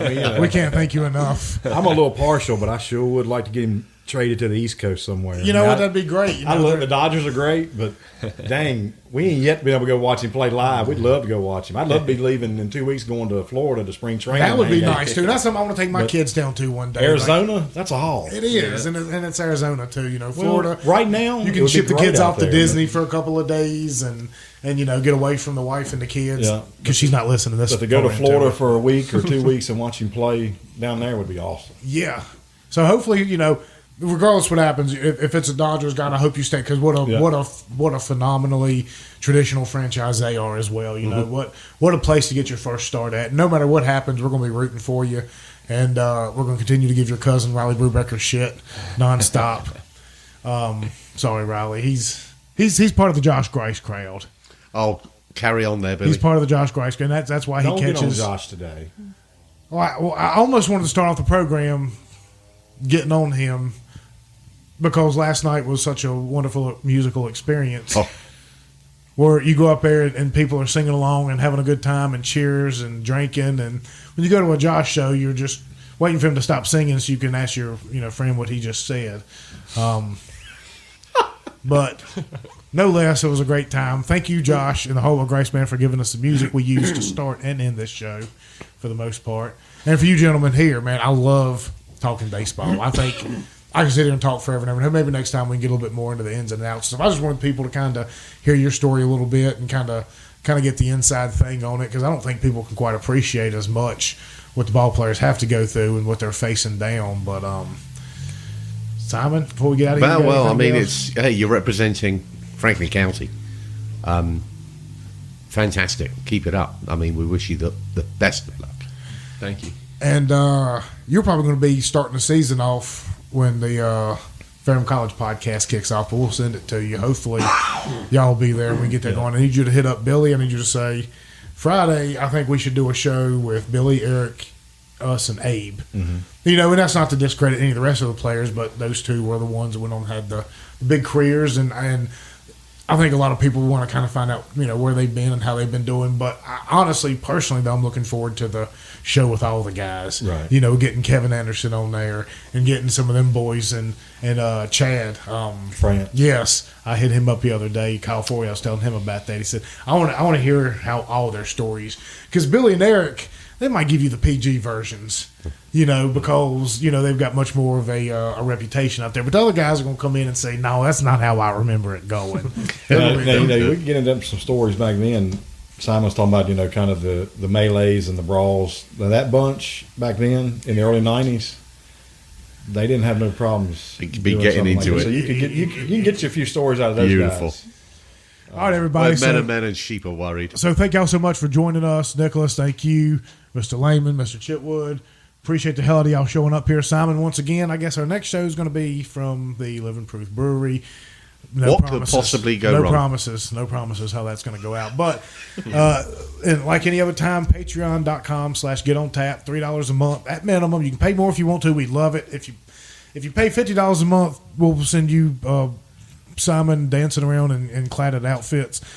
If that's what you want to do, if that's the kind of thing. But it's really supporting us. It's helping us out. And we're taking that money, we're reinvesting it right back into the show, you know, to get bigger guests, to give you these more crazy inside perspectives like today, man. Today, I'm God, I love baseball. I love that y'all showed up here today and talking about it. I think a ton of people are going to tune in to listen to this. You've educated me a bit as well. So we got a long ways to go. We got a long ways to go. So all y'all gentlemen, we certainly appreciate it, and we look forward to catching you here on the MLB channel by the end of the year.